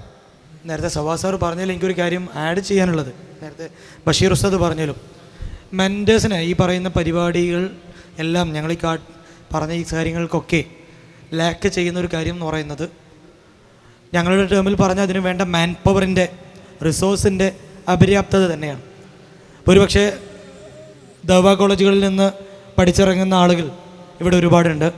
നമ്മുടെ നാട്ടിലെ ടീച്ചിങ് ട്രെയിനിങ് കോഴ്സുകളായിട്ടുള്ള BEdോ MEdോ അല്ലെങ്കിൽ അത്തരത്തിലുള്ള ടീച്ചിങ് ട്രെയിനിങ് കോഴ്സുകൾ കഴിഞ്ഞിറങ്ങി പ്രൊഫഷണലായി ടീച്ചേഴ്സായിട്ട് വരുന്ന ആളുകൾ നമ്മുടെ നാട്ടിലുണ്ട്. എന്നാൽ മെൻറ്ററിങ് എനിക്ക് തോന്നുന്നു എവിടെയും എന്ത് ചെയ്യുന്നില്ല, പഠിപ്പിക്കപ്പെടുന്നില്ല. എങ്ങനെയാണ് ഒരു കുട്ടിയെ മെൻറ്റർ ചെയ്യേണ്ടത്? നമ്മൾ സാങ്കല്പികമായി പറയാറുള്ളത് പോലെ ഒരാളും പാരൻറ്റിങ് പഠിച്ചിട്ടല്ല പാരൻ്റ് ആവാറുണ്ട് എന്ന് പറയുന്ന പോലെ തന്നെയാണ് മെൻറ്ററിങ് എവിടെയും പ്രൊഫഷണലായിട്ട് പഠിപ്പിക്കപ്പെടുന്നില്ല. എന്നാൽ ഇത്തരത്തിലുള്ള പാഷനുകളല്ല ഒരു തലമുറയെ, അടുത്തൊരു ജനറേഷൻ അല്ലെ അടുത്തൊരു ജനറേഷൻ ലീഡേഴ്സിനെ വളർത്തിയെടുക്കുന്ന ഇത്തരത്തിലുള്ള ക്യാമ്പസുകളിൽ ഇത്തരത്തിലുള്ള സാധ്യതകളിലേക്കൊക്കെ വരാൻ ആഗ്രഹിക്കുന്ന ആളുകളെ, പാഷനേറ്റ് ആയിട്ടുള്ള ആളുകളെ, അവർക്ക് എനിക്ക് തോന്നും മെൻറ്ററിങ് പഠിക്കുക എന്നുള്ളത് ലേണിംഗ് ബൈ ഡൂയിങ് എന്ന മെത്തേഡിലൂടെയൊക്കെ ഇത്തരത്തിലുള്ള സ്ഥാപനങ്ങളിൽ നിന്ന് ഇത്തരത്തിലുള്ള മെൻറ്ററിങ് പഠിച്ചെടുക്കാൻ പറ്റും. അപ്പം അങ്ങനെയുള്ള ആളുകളെ കൂടി ഇത്തരത്തിലുള്ള എല്ലാ ഈ പറയുന്ന സ്ഥാപനങ്ങളൊക്കെ എന്ത് ചെയ്യുന്നുണ്ട്, ആവശ്യപ്പെടുന്നുണ്ട് എന്ന് കൂടി നിങ്ങളെ മുമ്പിലേക്ക് അറിയിക്കുകയാണ്. ഡിസ്കഷനിൽ പ്രധാനമായിട്ട് നമുക്ക് ബോധ്യപ്പെട്ടൊരു സംഭവം എന്ന് പറയുന്നത് നല്ല ക്വാളിറ്റിയുള്ള, അതായത് നേരത്തെ പറഞ്ഞ പോലെ ഫ്രണ്ട്ലി ആയിട്ടുള്ള മെൻറ്റർമാർ വേണമെന്നുള്ളത് തന്നെയാണ്. അപ്പോൾ ഈ മെൻറ്ററിന് വേണ്ട ക്വാളിറ്റികൾ എന്തൊക്കെയാണ്? നിങ്ങൾ ഈ സ്ഥാപനം നടത്തുന്ന ആളുകളാവുന്നതുകൊണ്ട് ഈ മെൻറ്ററിന് നിങ്ങൾ ആഗ്രഹിക്കുന്ന അല്ലെങ്കിൽ നിങ്ങൾ ഇൻ്റർവ്യൂ ചെയ്യുമ്പോൾ ഈ മെൻറ്ററിന് ആവശ്യമുണ്ട് എന്ന് തോന്നുന്ന ക്വാളിറ്റികൾ എന്തൊക്കെയാണെന്ന് പങ്കുവെച്ചാൽ സന്തോഷം. രസകരമായൊരു കാര്യമാണ് കുട്ടികളുടെ ക്വാളിറ്റി ആദ്യം പറയാൻ. ഞങ്ങൾ ഓരോ സ്ഥാപനം വ്യത്യസ്തമായിരിക്കും. അപ്പോൾ നമ്മുടെ ക്യാമ്പസ് വെക്കുന്ന ഒരു ഫിലോസഫി എന്ന് വെച്ചാൽ ഇവിടെ പഠിക്കുന്നവർക്ക് പഠിക്കാൻ ഇഷ്ടംപോലെ സ്ഥാപനങ്ങളുണ്ട്. A+ നേടിയവർക്ക്, ഞാൻ ഉദ്ദേശിച്ചത് റെസിഡൻഷ്യൽ സ്കൂളുകളിൽ മാത്രമല്ല, പഠിക്കുന്നവരെ മാത്രം തിരഞ്ഞെടുത്ത് അവർക്ക് അഡ്മിഷൻ കൊടുക്കാൻ ഇഷ്ടംപോലെ സ്ഥാപനങ്ങളുണ്ട്. എന്നാൽ ഞങ്ങൾ തുടക്കം മുതൽ വെച്ച് പോരുന്ന ഒരു ഫിലോസഫി എന്ന് പറഞ്ഞാൽ നല്ല മാർക്കുള്ളവരെ ഒരുപക്ഷെ നമ്മൾ എടുക്കൂല. പഠിക്കാത്തവർക്ക് ഇവിടെ സ്ഥാപനങ്ങൾ വേണം. ഞങ്ങളുടെ ഒരു ഫിലോസഫി, ഇതിൽ പല സ്ഥാപനങ്ങളും സമാനമായ ഫിലോസഫിയാണ്. SSLC റിസൾട്ട് പ്രഖ്യാപിക്കുന്നതിന് മുമ്പ് ഞങ്ങളുടെയൊക്കെ സ്ഥാപനങ്ങളുടെ വാളുകളിൽ SSLC ഫലത്തിന് മുമ്പ് എന്ത് ചെയ്യും, ഈ ക്യാമ്പസിൽ അഡ്മിഷൻ ക്ലോസ്ഡ് ആയിരിക്കും, +1 പഠിക്കുന്ന സ്ഥാപനങ്ങളാണെങ്കിൽ. എന്തുകൊണ്ട് അങ്ങനെ വെക്കുന്നു ചോദിച്ചാൽ ഇവരുടെ SSLCക്ക് ഇവർക്ക് എത്ര മാർക്കുണ്ട്, എത്ര A+ ഉണ്ട് ഞങ്ങൾക്കറിയില്ല.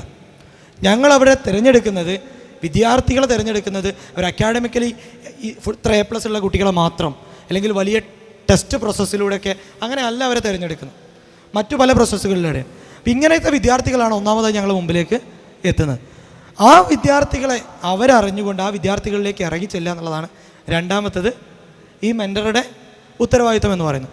അങ്ങനെ വരുന്ന സമയത്ത് ഏറ്റവും പ്രധാനമായിട്ട് നേരത്തെ ബഷീർ ഉസ്താദ് ഏജ് ഗ്യാപ്പ് പറഞ്ഞപ്പോൾ എനിക്ക് ഉസ്താദ് സൂചിപ്പിക്കാൻ ആഗ്രഹിച്ച കാര്യം അത് തന്നെ ആയിരിക്കും. ഒരു വലിയ ഏജ് ഡിഫറൻസ്, ഒരു 1-2 പെരുന്നാളൊക്കെ അല്ലെങ്കിൽ 5-6 പെരുന്നാളൊക്കെ അധികം കഴിക്കണം. എന്നാൽ ഒരുപാട് പെരുന്നാൾ അധികം കഴിച്ച ആളുകളാവരുത് എന്ത്. അപ്പോൾ കുട്ടി എന്താണ്, നേരത്തെ ഇവരൊക്കെ പറയാൻ ശ്രമിച്ചൊരു സാധനം അതാണ്. കുട്ടി ആഗ്രഹിക്കുന്ന സാധനം ആർക്ക് കൂടി കത്തണം, അവരുടെ ഭാഷയിൽ പറഞ്ഞാൽ ഈ മെൻറ്റർക്ക് കൂടി കത്തണം.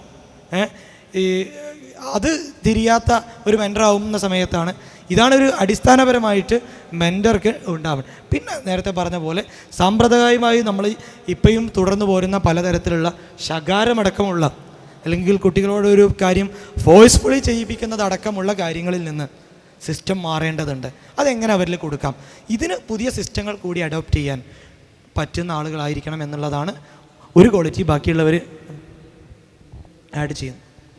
തസ്നീം സാർ അതിലേക്ക് ആഡ് ചെയ്യുന്ന സമയത്ത് എനിക്ക് തോന്നുന്നത്, നേരത്തെ പറഞ്ഞല്ലോ, ഒരു ടീച്ചർ ക്ലാസ് എടുക്കുന്ന സമയത്ത് കുട്ടികളത് മനസ്സിലായില്ല എന്ന് പറയുന്ന സമയത്ത് കുട്ടിയോട് ചോദിച്ചാൽ എനിക്ക് മനസ്സിലാവുന്ന രൂപത്തിൽ ടീച്ചർ അതിനെ പഠിപ്പിച്ചിട്ടില്ല എന്നുള്ളതായിരിക്കും പുതിയ കാലത്ത് കിട്ടുന്ന മറുപടി. ഇതേ രൂപത്തിൽ തന്നെ കുട്ടിക്കനുസരിച്ച് അങ്ങോട്ട് മാറാൻ തയ്യാറല്ലാത്ത മെൻറ്റർഷിപ്പ് ഒരിക്കലും നടക്കില്ല എന്നുള്ളതാണ്. മെൻറ്റർഷിപ്പ് എന്ന് പറയുമ്പോൾ അതൊരു ക്വാളിഫിക്കേഷൻ അല്ല, സത്യം പറഞ്ഞാൽ ലീഡർഷിപ്പ് പോലെ തന്നെയാണ്. അതൊരു ഇങ്ങനെ ഒരു ഡിഗ്രി ഒക്കെ കഴിഞ്ഞ് അല്ലെങ്കിൽ ഒരു സൈക്കോളജി ഒക്കെ പഠിച്ച ഒരാൾ ചെയ്യുന്ന ഇങ്ങനെയൊന്നുമല്ല. മറിച്ച് അവരവരുടെ പേഴ്സണാലിറ്റി വെച്ചിട്ട് അവർ സ്വയം അവരുടെ താല്പര്യങ്ങൾ, അവരുടെ ഇഷ്ടങ്ങൾ, ഇങ്ങനത്തെ കാര്യങ്ങളൊക്കെ സംയോജിപ്പിച്ചിട്ട് കുട്ടികളോട് കുറച്ചൊക്കെ ഒരു കരുണയും അതുപോലെ തന്നെ സന്തോഷവും സഹാനുഭൂതിയും ലിസണിങ് കപ്പാസിറ്റിയൊക്കെ ഉള്ള ആളുകൾ പിന്നീട് അതൊരു മെൻറ്റേഴ്സായി മാറുകയാണ് പതിവ്. അതല്ലാതെ നമ്മൾ BA ഇംഗ്ലീഷോ അല്ലെങ്കിൽ BA സോഷ്യോളജി ഒക്കെ പഠിച്ചിട്ട് നേരെ അതിലേക്ക് വരുന്ന രൂപത്തിലല്ല മെൻറ്റർഷിപ്പ് ഉണ്ടാവാറുള്ളത് എന്നുള്ളതാണ്. പ്രത്യേകിച്ച് ഇനി നമ്മളൊക്കെ ഒരു ചലഞ്ച് എന്ന് പറഞ്ഞാൽ നേരത്തെ ഉസ്താദ് പറഞ്ഞതുപോലെ തന്നെ ഈ കൾച്ചറലി നമ്മളെ ഭാഗത്തുനിന്ന് ഈ സ്ത്രീകൾ ഒരു പരിധിക്കപ്പുറത്തേക്ക് ഇതേപോലെ റെസിഡൻസ് സ്കൂളുകളൊക്കെ ജോലി ചെയ്യാൻ പോകുന്ന ഒരു സ്കേഴ്സിറ്റി ഉണ്ടാവാറുണ്ട്. അപ്പോൾ ആണുങ്ങൾ സാധാരണ എന്ത് ചെയ്യാറുണ്ട്, അവർ റെസിഡൻഷ്യൽ സ്കൂളാണെങ്കിലും ഏത് സ്കൂളാണെങ്കിലും വീട്ടിൽ നിന്നൊക്കെ മാറി ഇന്ന് ജോലിക്ക് പോകാറുണ്ട്. പക്ഷേ നമ്മുടെ ഒരു കൾച്ചറിൽ വെച്ചിട്ട് ഇതേ രൂപ കല്യാണം കഴിഞ്ഞവരോ അല്ലാത്തവരൊക്കെ ആളുകൾ ഒരു പ്രായത്തിനപ്പുറത്തേക്ക് സ്ത്രീകളിൽ നിന്ന് പോകുന്നത് വളരെ കുറവാണ്. അതുകൊണ്ട് തന്നെ ഗേൾസ് ക്യാമ്പസുകളൊക്കെ നടക്കുന്ന സമയത്തുള്ള ഒരു വലിയ പ്രശ്നം എന്താണെന്ന് ചോദിച്ചിട്ടുണ്ടെങ്കിൽ, ഈ പെൺകുട്ടികളായിട്ട് ആണുങ്ങൾക്ക് ഇടപഴകുന്നതിന് വലിയ പരിമിതികളുണ്ട്. എന്നാലോ ഇവരെ ആ രൂപത്തിൽ മെൻറ്റർഷിപ്പ് ചെയ്തിട്ടില്ലെങ്കിൽ നമ്മൾ ഉദ്ദേശിക്കാത്ത കൗണ്ടർ പ്രൊഡക്റ്റീവായിട്ടുള്ള പല കാര്യങ്ങളും ഈ റെസിഡൻഷ്യൽ സ്കൂളിൽ വന്ന് പഠിക്കുന്നത് ഉണ്ടാവുകയും ചെയ്യും. അപ്പം സത്യം പറഞ്ഞാൽ ഈ മെൻറ്റേഴ്സിനെ കിട്ടാതിരിക്കുക, എസ്പെഷ്യലി ലേഡീസ് മെൻറ്റേഴ്സിനെ കിട്ടാതിരിക്കുക എന്ന് പറഞ്ഞാൽ ഒരു വലിയ ചാലഞ്ചാണ്. അവിടെ നിന്നാണ് ചാലഞ്ച് തുടങ്ങുന്നതെന്ന് പറയാം. ഈ ലേഡി മെൻറ്റേഴ്സ് എന്നുള്ള ഒരു കാര്യം അത് കുറച്ചുകൂടി നമ്മളെ മൊത്തം സൊസൈറ്റിയിലേക്ക് സ്പ്രെഡ് ചെയ്യേണ്ട ഒരു കാര്യമാണ്.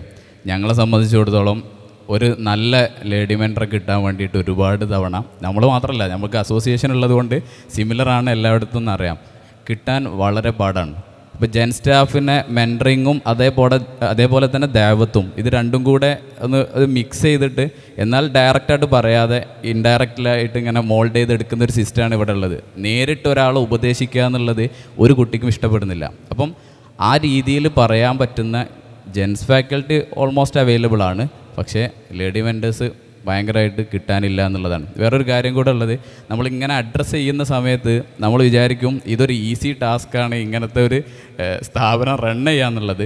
ഇത് നടത്തുന്നവർക്കറിയാം ഇതിൻ്റെ ഒരു വലിയൊരു ഡിഫിക്കൽട്ട് സൈഡ് ഉണ്ട്. അതെന്താണെന്ന് വെച്ചാൽ, നമ്മൾ ഈ ടാബ്ലറ്റിൻ്റെയും മൊബൈൽ ഫോണിൻ്റെയും വീടിൻ്റെയും ഒക്കെ അകത്തുനിന്ന് ഒരു കുട്ടി വന്നിട്ട് നമ്മളെ ക്യാമ്പസിലേക്ക് പറിച്ച് നടുമ്പോൾ ആ കുട്ടിയെ ആദ്യത്തെ ഒരു 3 months ആ ക്യാമ്പസ് അടിപൊളിയാണ്, ആ ക്യാമ്പസിൽ നിന്ന് എന്തെങ്കിലുമൊക്കെ നേടാൻ പറ്റും എന്ന് ബോധ്യപ്പെടുത്താൻ ആ ഫസ്റ്റ് 3 months എടുക്കുന്ന ഒരു സ്ട്രഗിൾ ഉണ്ട്.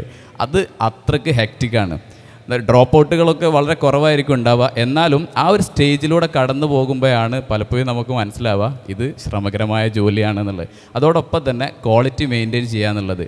നമുക്ക് റിസൾട്ട്, ഈ വർഷത്തെ റിസൾട്ട് ഉണ്ടെങ്കിൽ അടുത്ത വർഷം ആളുകൾ അഡ്മിഷൻ ഉണ്ടാവുള്ളൂ. പണ്ടത്തെ പോലെ ഒരു പേരുണ്ടാക്കി വെച്ചാൽ ആ പേരിൽ കണ്ടിന്യൂസ് ആയിട്ട് മൂവ് ചെയ്യാൻ പറ്റില്ല. അപ്പം ഡെഫിനറ്റ്ലി ഇതിന് ഭയങ്കര നന്നായിട്ടുള്ള എഫേർട്ട് ഉണ്ട്.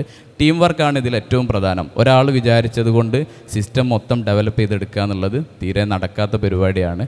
ഒരു വലിയൊരു ടീം, ആ ടീമിലുള്ള മുഴുവൻ ആളുകളും ഒരേപോലെ ചിന്തിക്കുകയും ഒരേ കപ്പാസിറ്റി ഉള്ള ആളുകളാവുകയും ചെയ്താൽ മാത്രമേ ഈ സിസ്റ്റം ഡെവലപ്പ് ചെയ്യാൻ പറ്റുള്ളൂ. ഈ ലൈഫ് ഡിസൈൻ ചെയ്യുന്ന ഇടത്ത് നമ്മുടെ മെൻറ്റർമാരുടെ ഇടപെടലുകൾ കാര്യങ്ങളും നമ്മുടെ ക്യാമ്പസിനകത്ത് നമ്മൾ ഉണ്ടാകുന്ന കാര്യങ്ങളാണ്. അതിനപ്പുറത്തേക്ക് ഈ വിദ്യാർത്ഥികളെ ഫീൽഡ് ആക്ടിവിറ്റീസായിട്ട് എന്തെങ്കിലും നിങ്ങൾ പ്ലാൻ ചെയ്യുന്നുണ്ടാവും. അതെന്തൊക്കെയാണ്, അല്ലെങ്കിൽ മാതൃകയാക്കാൻ പറ്റുന്ന രൂപത്തിലുള്ള ഫീൽഡ് ആക്ടിവിറ്റീസ് എന്തൊക്കെയാണ് നമ്മുടെ ക്യാമ്പസുകൾ നമ്മൾ പ്ലാൻ ചെയ്യാറുള്ളത്? അത് ഓരോ ക്യാമ്പസുകളും വ്യത്യസ്തമായിട്ടുള്ള പ്ലാനുകളായിരിക്കും ഉണ്ടാവുക. അക്കാദമിക്സിൻ്റെ പുറമേയുള്ള കാര്യങ്ങളാണ് ശരിക്കും പറഞ്ഞാൽ ഈ ക്യാമ്പസിനെ വ്യത്യസ്തമാക്കുന്നത്. അപ്പം നമ്മളെ ക്യാമ്പസിനെ സംബന്ധിച്ചിടത്തോളം, ഞാൻ കാലിഫ് ലൈഫ് സ്കൂളിനെ റെപ്രസെൻ്റ് ചെയ്തുകൊണ്ടാണ്.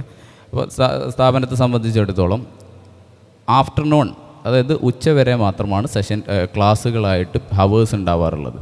അതിൻ്റെ ശേഷം അവർക്ക് ക്രിയേറ്റീവ് ഹവർ എന്നാണ് നമ്മൾ പറയാം. ആ ക്രിയേറ്റീവ് ഹവർ എന്ന് പറയുന്നത് ചില ദിവസങ്ങളിൽ അവർ തന്നെ ഓർഗനൈസ് ചെയ്യുന്ന പ്രോഗ്രാംസ് ആയിരിക്കും. ചിലപ്പോൾ ടീ ടോക്ക് ആയിരിക്കും, കാഷ്വലായിട്ട് ഇരുന്ന് സംസാരിക്കലായിരിക്കും. ചിലപ്പോൾ ടെക് ബേസ്ഡ് ആയിട്ടുള്ള എന്തെങ്കിലും വർക്ക്ഷോപ്പോ സിമ്പോസിയങ്ങളോ പ്രോഗ്രാംസോ കാര്യങ്ങളായിരിക്കും.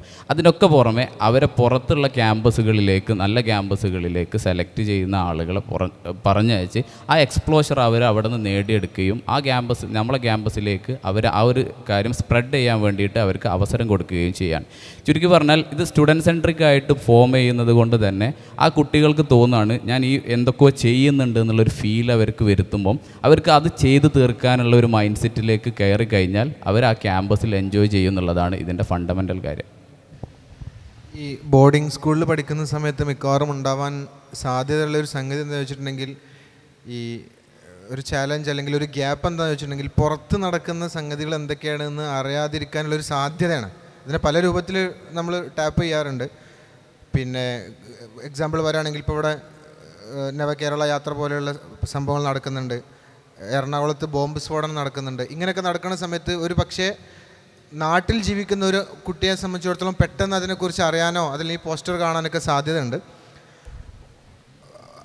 നേരെ മറിച്ച് ഒരു ബോർഡിംഗ് സ്കൂൾ പഠിക്കുന്ന സമയത്ത് ഇങ്ങനത്തെ ഒരു കണക്ഷൻ ഇല്ലായ്മ പലപ്പോഴും ഉണ്ടാവാറുണ്ട്. അപ്പം പല സ്കൂളുകൾ അതിനെ പല രൂപത്തിൽ ഒരു പക്ഷേ ടാപ്പ് ചെയ്യാൻ സാധ്യതയുണ്ട്. ഇപ്പോൾ നമ്മുടെ സ്കൂളിലാണെങ്കിൽ നമുക്ക് ഈ പാനലുകളൊക്കെ ഉള്ളതുകൊണ്ട്, അതായത് ഇൻട്രാക്റ്റീവ് പാനലുകളൊക്കെ ക്ലാസ് റൂമിലുള്ളത് കൊണ്ട് ഓട്ടോമേറ്റഡ് ആയിട്ട് ഓരോ സമയത്തും ന്യൂസ്, ഒരു ഇപ്പോൾ എക്സാമ്പിൾ പറയുകയാണെങ്കിൽ 1:15 മുതൽ 2:15 വരെ നമുക്ക് ലഞ്ച് ബ്രേക്ക് ആകുന്ന സമയത്ത് നമ്മൾ എന്ത് ചെയ്യാറുണ്ട്, ഓട്ടോമേറ്റഡ് എല്ലാ ക്ലാസ്സിലും ന്യൂസ് പ്ലേ ചെയ്യിപ്പിക്കുന്ന സിസ്റ്റം, അതിനുള്ള സിസ്റ്റങ്ങളുണ്ട്. അപ്പോൾ ഇതേപോലെ സംഭവങ്ങൾ ചെയ്യാറുണ്ട്. അതേപോലെ തന്നെ ഈ അക്കാഡമിക്സിന് പുറത്തായിട്ട് നേരത്തെ സാറ് പറഞ്ഞതുപോലെ നോളേജ് എന്നുള്ളതല്ല ഈ കാലത്ത് സ്കൂളിൽ നിന്ന് കിട്ടാനുള്ളത്. അത് നമുക്ക് ഒരു മൊബൈലും ഇൻ്റർനെറ്റ് കണക്ഷനും ഉണ്ടെങ്കിൽ അത് എല്ലാ സ്ഥലത്തുനിന്നും കിട്ടാനുണ്ട്. മറിച്ച് മറ്റു എക്സ്പീരിയൻസുകളാണ് അവർക്ക് കിട്ടാനുള്ളത്. അതിൽ പ്രാക്ടിക്കം പോലെയുള്ള ഓരോ വിഷയം അടിസ്ഥാനമായിട്ടുള്ള വിസിറ്റുകൾ പെടും. അതുപോലെ തന്നെ ട്രിപ്പുകൾ അതിൽ പെടും. ഇപ്പം വളരെ രസകരമായിട്ടുള്ളൊരു റിഫ്ലക്ഷൻ നമുക്ക് കഴിഞ്ഞ പ്രാവശ്യം ഉണ്ടായതെന്ന് ചോദിച്ചിട്ടുണ്ടെങ്കിൽ, നമ്മൾ +1 വിദ്യാർത്ഥിനികളെയും കൊണ്ട് കാശ്മീരിലേക്കായിരുന്നു ഒരു ട്രിപ്പ് പോയിട്ടുണ്ടായിരുന്നത്. അപ്പോൾ ആ സമയത്ത് അവിടുന്ന് സ്വാഭാവികമായിട്ടും എല്ലാ സ്ഥലത്തും പോകുന്ന സമയത്ത് മലയാളികളുണ്ടാവുമല്ലോ. അപ്പോൾ പരിചയപ്പെടുന്ന സമയത്ത് കുട്ടികൾ ചോദിച്ചു, നിങ്ങൾ എവിടെ നിന്നാണെന്ന് ചോദിച്ചു. അപ്പോൾ ഏത് കോളേജിൽ നിന്നാണെന്നാണ് ചോദിച്ചത്. അപ്പം ഇവർ കോളേജിൽ നിന്നാണെന്നാണ് ഇവർ മനസ്സിലാക്കിയിട്ടുള്ളത്. അപ്പം ഇങ്ങനെ ഇന്ന സ്ഥലത്തു നിന്നാണ്, നമ്മൾ കോട്ടക്കൽ നിന്ന് സെയ്ത്തു എന്ന് പറഞ്ഞ ക്യാമ്പസിൽ നിന്നാണ്. അപ്പം നമ്മൾ കോളേജിലല്ല, +1 പഠിച്ചുകൊണ്ടിരിക്കുന്ന കുട്ടികളാണെന്ന് പറഞ്ഞു. അപ്പോൾ അവർ പറയാണ്, നിങ്ങളുടെയൊക്കെയാണല്ലോ ലൈഫ്, നമ്മളൊക്കെ +1 നിന്ന് വീഗലാൻഡിലേക്കായിരുന്നു ടൂർ പോയിരുന്നത്, നിങ്ങളൊക്കെ +1 നിന്ന് കാശ്മീരിലേക്ക്. ആ സമയത്താണ് നമ്മൾ മനസ്സിലാക്കുന്നത് എന്ത്, അങ്ങനെ നമ്മൾ ചിന്തിക്കാത്തൊരു വേർഷനും കൂടി അതിനുണ്ടല്ലോ എന്നുള്ളത്. അപ്പോൾ ഇത് വളരെ കോൺഷ്യസ്ലി ചെയ്യുന്ന ഒരു സംഭവമാണ്. ഇപ്പം ഫേസ് ക്യാമ്പസിൻ്റെ ഡയറക്ടറാണ് തസ്നീം സാറ്. എല്ലാ വർഷവും അവിടെ നിന്ന് കുട്ടികളെയും കൊണ്ട് ഡൽഹി എന്ന് പറഞ്ഞിട്ടൊരു ഡൽഹി ട്രിപ്പ് എന്ന് പറഞ്ഞൊരു 10 ദിവസം നീണ്ടു നിൽക്കുന്ന ഒരു യാത്ര +1 വിദ്യാർത്ഥികൾക്ക് വേണ്ടി നടത്താറുണ്ട്. അപ്പം വളരെ കോൺഷ്യസ് ആയിട്ട് ഇങ്ങനത്തെ കാര്യങ്ങൾ ഡിസൈൻഡാണ് മിക്കവാറും എല്ലാ സ്കൂളുകളിലും എന്നുള്ളതാണ് ഞാൻ മനസ്സിലാക്കുന്നത്. ഫീൽഡ് ട്രിപ്പുമായി ബന്ധപ്പെട്ട് ഇപ്പം ഞങ്ങൾ ഈക്വൽ ഇൻ്റർനാഷണൽ പ്രിപ്പ് സ്കൂൾ എന്ന് പറയുന്ന സ്ഥാപനത്തിൽ എല്ലാ മാസവും അവർക്ക് ട്രിപ്പ് ഉണ്ടാകും. അതിന് പുറമെ ഓരോ ആഴ്ചയിലും അവരുടെ ഷെഡ്യൂളുകൾക്കനുസരിച്ച്, എനിക്ക് കൃത്യമായി ഷെഡ്യൂൾ അറിയില്ലെങ്കിലും ഏകദേശം അതിൻ്റെ ഫ്രെയിം അനുസരിച്ച് ഞാൻ പറയാണ്, കുട്ടികൾക്ക് ഈ റെസിഡൻഷ്യൽ സ്കൂളിൽ ഇവരൊക്കെ പറഞ്ഞതുപോലെ തന്നെ ഏറ്റവും വലിയ ചലഞ്ചാണ് ഇവരെ 4 മതിൽക്കെട്ടിൻ്റെ ഉള്ളിൽ ഇവരിങ്ങനെ ജീവിക്കുമ്പോൾ ഉണ്ടാകുന്ന പുതിയൊരു എക്കോസിസ്റ്റം ഉണ്ട്. അത് മടുപ്പിൻ്റെയും ഇറിറ്റേഷൻ്റെയും അതേപോലെ പുതുതായി ഒന്നും കാണാത്തതിൻ്റെ ഒക്കെ ഒരു വളരെ ഒരു വിഷമം പിടിച്ച ഒരു മൂഡായിരിക്കും അത്. സാധാരണ കുട്ടികൾ പറയുക ഉസ്താദെ വൈബില്ല എന്ന് പറയും, അല്ലെങ്കിൽ മാഷോട് പറയും ഞങ്ങൾ വൈബ് കിട്ടുന്നില്ല എന്ന് പറയും. അപ്പോൾ അത് ഉണ്ടാക്കിയെടുക്കാനുള്ള പ്രോഗ്രാമുകൾ നിർബന്ധമായും ഉണ്ടായിരിക്കണം. അതോടുകൂടെ തന്നെ നല്ല ഒരു സൈക്കോളജി കൺസൾട്ടൻ്റ് അവരുടെ വിഷമങ്ങൾ കേൾക്കാനുള്ള, ഇപ്പം ഞങ്ങളിതിൽ വാക്ക് ആൻഡ് ടോക്ക് എന്ന് പറഞ്ഞിട്ട് ഒരു സ്പെഷ്യൽ പ്രോഗ്രാമുണ്ട്. എല്ലാ ആഴ്ചയിലും അത് നടക്കും. അത് ഫ്രീ ആയി നമ്മുടെ ക്യാമ്പസ്, നമ്മൾ ഏകദേശം ഒരു 40 ഏക്കറോളമുള്ള ഒരു വലിയ ക്യാമ്പസിൻ്റെ ഉള്ളിലാണ് ഈ സ്ഥാപനം ഉള്ളത്. അപ്പോൾ അതിൻ്റെ 4 ഭാഗങ്ങളിലേക്ക് ഫാക്കൽറ്റികളും അല്ലാത്തവരും കൂടെ ചേർന്ന് ഇവരോട് സംസാരിച്ച് അവരുടെ ഉള്ളിലുള്ള, ചിലപ്പോൾ അത് ആരോടും അവർ പങ്കുവെക്കില്ല, അങ്ങനെ അവരറിയാതെ അത് നമ്മൾ മനസ്സിലാക്കി നമ്മൾ അങ്ങോട്ടേക്ക് പുതിയ സോഫ്റ്റ്വെയർ അവിടെ ഇൻസ്റ്റാൾ ചെയ്യണം. അവിടെയാണ് ഒരു റെസിഡൻഷ്യൽ സ്കൂളിൻ്റെ വിജയം കിടക്കുന്നത്. ഇവർ ട്രിപ്പ് കൊടുക്കുമ്പോഴാണ് ശരിക്ക് അവരുടെ കൽബ് അല്ലെങ്കിൽ മനസ്സ് എല്ലാ വിദ്യാർത്ഥികളും തിരിച്ചിങ്ങോട്ടേക്ക് തരുന്നത്. അപ്പോഴാണ് ഉസ്താദുമാരോടായാലും മെൻറ്റേഴ്സിനോടായാലും ടീച്ചർമാരോടായാലും അവർ പരിപൂർണമായി ഓപ്പണായി സംസാരിക്കുകയും അവരുടെ വിഷമങ്ങൾ നമ്മൾ മനസ്സിലാക്കുകയും അതിനുള്ള പരിഹാരങ്ങൾ കൊടുക്കാൻ കഴിയുന്നത്.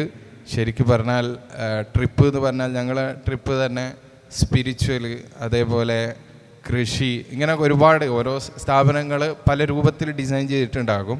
എന്ന് പറഞ്ഞാൽ മനുഷ്യൻ്റെ എല്ലാ സെൻസുകളെയും ഉണർത്തുന്ന ട്രിപ്പുകൾ കൊടുക്കുമ്പോഴാണ് അത് പൂർണ്ണമായ വിജയത്തിലേക്ക് എത്തുന്നതും. ഓരോ സ്ഥാപനത്തിൻ്റെയും എല്ലാ സ്ഥാപനങ്ങളും വർക്ക് ചെയ്യുന്നത് ഞാൻ മനസ്സിലാക്കുന്ന ഒരു ലക്ഷ്യമാണ്, പക്ഷേ വഴികൾ വ്യത്യസ്തമായിരിക്കും എന്ന് മാത്രമേ ഉള്ളൂ. മുബീനാണ്, കാസർഗോഡ് നിന്ന്. ഇവിടെ സംസാരിച്ചതിൽ നിന്ന് മനസ്സിലായത് അസോസിയേഷനുമായി പിന്നെ ഈ സ്ഥാപനങ്ങളുമായിട്ട് ബന്ധപ്പെട്ട് ആളുകളാണ് നിങ്ങളൊക്കെയും. അപ്പോൾ നമ്മുടെ ഓർഗനൈസേഷൻ്റെ അണ്ടറിൽ വരുന്ന സ്ഥാപനങ്ങളൊക്കെ ആയിരിക്കുമല്ലോ, മഅദീനും സിറാജുലുദ്ദീൻ മർക്കസൊക്കെ പോലത്തെ. അപ്പോൾ ഇങ്ങനെയുള്ള സ്ഥാപനങ്ങളുടെ അല്ലാത്ത ഇപ്പോൾ ഒരുപാട് ചെറിയ സ്ഥാപനങ്ങളുണ്ട്, തെക്കോട്ട് പോയാലും വടക്കോട്ട് കാസർഗോഡ് കണ്ണൂർ ഭാഗത്തുകളൊക്കെ ബോർഡിങ് റെസിഡൻഷ്യൽ സ്കൂളൊക്കെ വരുന്നുണ്ട്. അപ്പോൾ അവിടെയൊക്കെയും ഇത്തരത്തിലുള്ള നിങ്ങൾ പറഞ്ഞ സിസ്റ്റമൊന്നും ചിലപ്പോൾ നടപ്പിലാന്ന് വരുന്നില്ല. അപ്പോൾ അങ്ങനെ അവരെ ക്രോഡീകരിച്ച് കൃത്യമായൊരു കരിക്കുലം, ഇപ്പോൾ IME ഒക്കെ പോലെ പ്രൊവൈഡ് ചെയ്യുന്ന കൃത്യമായൊരു കരിക്കുലം മാത്രമല്ലല്ലോ. ഇപ്പോൾ റെസിഡൻഷ്യൽ സ്കൂളാകുമ്പം ആ സ്റ്റേ ചെയ്യുന്ന മൊത്തം കാര്യങ്ങളും ഒരു ഏകീകൃതമായിട്ട് കൃത്യമായിട്ടും ഒരു ഓർഗനൈസിൻ്റെ കീഴിൽ വന്നാൽ, നമ്മുടെ സംഘടനയ്ക്ക് കീഴിൽ തന്നെ അത് എല്ലാം കൂടി. പിന്നെ ഒരുപാട് ബോർഡിങ്ങുകൾ കാണാം, ഒരുപാട് സ്ഥാപനങ്ങൾ പോകുമ്പോൾ അവിടെയൊക്കെ പഴയ സിസ്റ്റം തന്നെയാണ് ഇപ്പോഴുള്ളത്. ഇപ്പം ഇവിടെയൊക്കെ നിങ്ങൾ വന്ന സ്ഥാപനങ്ങളൊക്കെ കുറച്ച് മെച്ചമുള്ള ഈ മലപ്പുറം കോഴിക്കോട് ഏരിയയൊക്കെ നല്ല ഡെവലപ്പായിട്ടുണ്ടാവും. അപ്പോൾ അങ്ങനെയുള്ള ഏരിയകളിൽ കൂടെ ഫോക്കസ്ഡ് ആയിട്ട് നമുക്ക് അവിടെ എങ്ങനെ മാറ്റങ്ങൾ വരുത്താം, ആ ഓർഗനൈസേഷൻ്റെ പ്രവർത്തനങ്ങൾ കൊണ്ടുവരാൻ സാധിക്കുമോ. അസോസിയേറ്റ് എന്ന് പറഞ്ഞാൽ പിന്നെ എല്ലാം കൂടിയുള്ള കോമൺ ആയിരിക്കും. അപ്പോൾ നമ്മുടെ ഓർഗനൈസേഷൻ്റെ ഉള്ളിൽ എങ്ങനെ സാധ്യമാവും എന്നുള്ള ഒരു അന്വേഷണം. അതിൽ ഇപ്പോൾ ഉള്ള റെസിഡൻഷ്യൽ അസോസിയേഷന് ഞാൻ മനസ്സിലാക്കുന്നത് തികച്ചും സ്വതന്ത്രമായി ജനറലായി എല്ലാവരെയും ഉൾക്കൊള്ളിക്കുന്ന ഒരു ഓൾ ഇന്ത്യ, ഞാൻ മനസ്സിലാക്കുന്ന കേരളത്തിൽ തന്നെ അത് ആദ്യമായിട്ടായിരിക്കും, ഇന്ത്യയിൽ തന്നെ ആദ്യമാണോ എന്ന് സംശയമുണ്ട്. അങ്ങനെയുള്ള അസോസിയേഷൻ ആദ്യമാണ്. നമ്മുടെ സംഘടനാ ഘടകങ്ങളിൽ അത്തരമൊരു ചർച്ചയുണ്ടോ അല്ലെങ്കിൽ ഉണ്ടാകേണ്ടതുണ്ടോ എന്നുള്ളത് അതുമായി ബന്ധപ്പെട്ട ആളുകളാണ് പറയേണ്ടത്. അതിൻ്റെ ആവശ്യകത ഉണ്ട്. പക്ഷേ ഞാൻ മനസ്സിലാക്കുന്നത് അതിന് ഫ്രെയിം രൂപപ്പെടുത്തി കൊടുക്കലായിരിക്കും നന്നാവുക, ഗൈഡ് ലൈനുകൾ. അല്ലാതെ ഒരുപാട് സ്ഥാപനങ്ങൾ ഞാൻ പറഞ്ഞല്ലോ ഡൈവേഴ്സിഫൈ ചെയ്തിട്ടുള്ള ഒരുപാട് വ്യത്യസ്തമായ കാഴ്ചപ്പാടുകളും വ്യത്യസ്തമായ ലക്ഷ്യങ്ങൾ എന്ന് പറഞ്ഞാൽ പരമമായ ലക്ഷ്യം എല്ലാവരുടെയും ഒന്നാണെങ്കിലും ചില സ്ഥാപനങ്ങൾ ഫീഡർ ഇൻസ്റ്റിറ്റ്യൂട്ട് പോലെ പ്രവർത്തിക്കുന്നുണ്ട്. സെൻട്രൽ യൂണിവേഴ്സിറ്റികളിലേക്ക്, അതേപോലെ ഇൻ്റർനാഷണൽ യൂണിവേഴ്സിറ്റികളിലേക്കൊക്കെ കുട്ടികളെ എത്തിക്കുക എന്നുള്ള ലക്ഷ്യം. പക്ഷേ അതിൽ തന്നെ അവർക്ക് പരമമായ ലക്ഷ്യം അവരെ ധാർമ്മികപരമായി വളർത്തിയെടുക്കുക എന്നുള്ളതായിരിക്കും.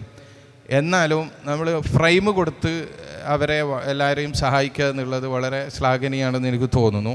അല്ലാതെ നമ്മൾ ഒരു സിലബസ് കൊടുത്ത് ഒറ്റ ഫ്രെയിമിലേക്ക് ഒറ്റ അച്ചടിയിൽ എല്ലാ സ്ഥാപനങ്ങളും വർക്ക് ചെയ്യുമ്പോൾ അത് സമൂഹത്തിന് നഷ്ടം ഉണ്ടാവുമെന്നാണ് എൻ്റെ ഒരു വ്യക്തിപരമായ ഒരു കാഴ്ചപ്പാട്. എന്നാലും എല്ലാവരും ഒത്തൊരുമിച്ച് പ്രവർത്തിക്കുന്ന ഒരു ഫ്രെയിം ഉണ്ടായാൽ നന്നാകും എന്ന് തോന്നുന്നു. അതിൽ RSI ആ ഒരു സംഘടനയുടെ കാര്യമല്ല, അതിലപ്പുറത്ത് നേരത്തെ ഇദ്ദേഹം ചോദിച്ച പോലെ പല സ്ഥാപനങ്ങളും ഇതിൽ പല പരിമിതികളും നേരിടുന്നുണ്ട്.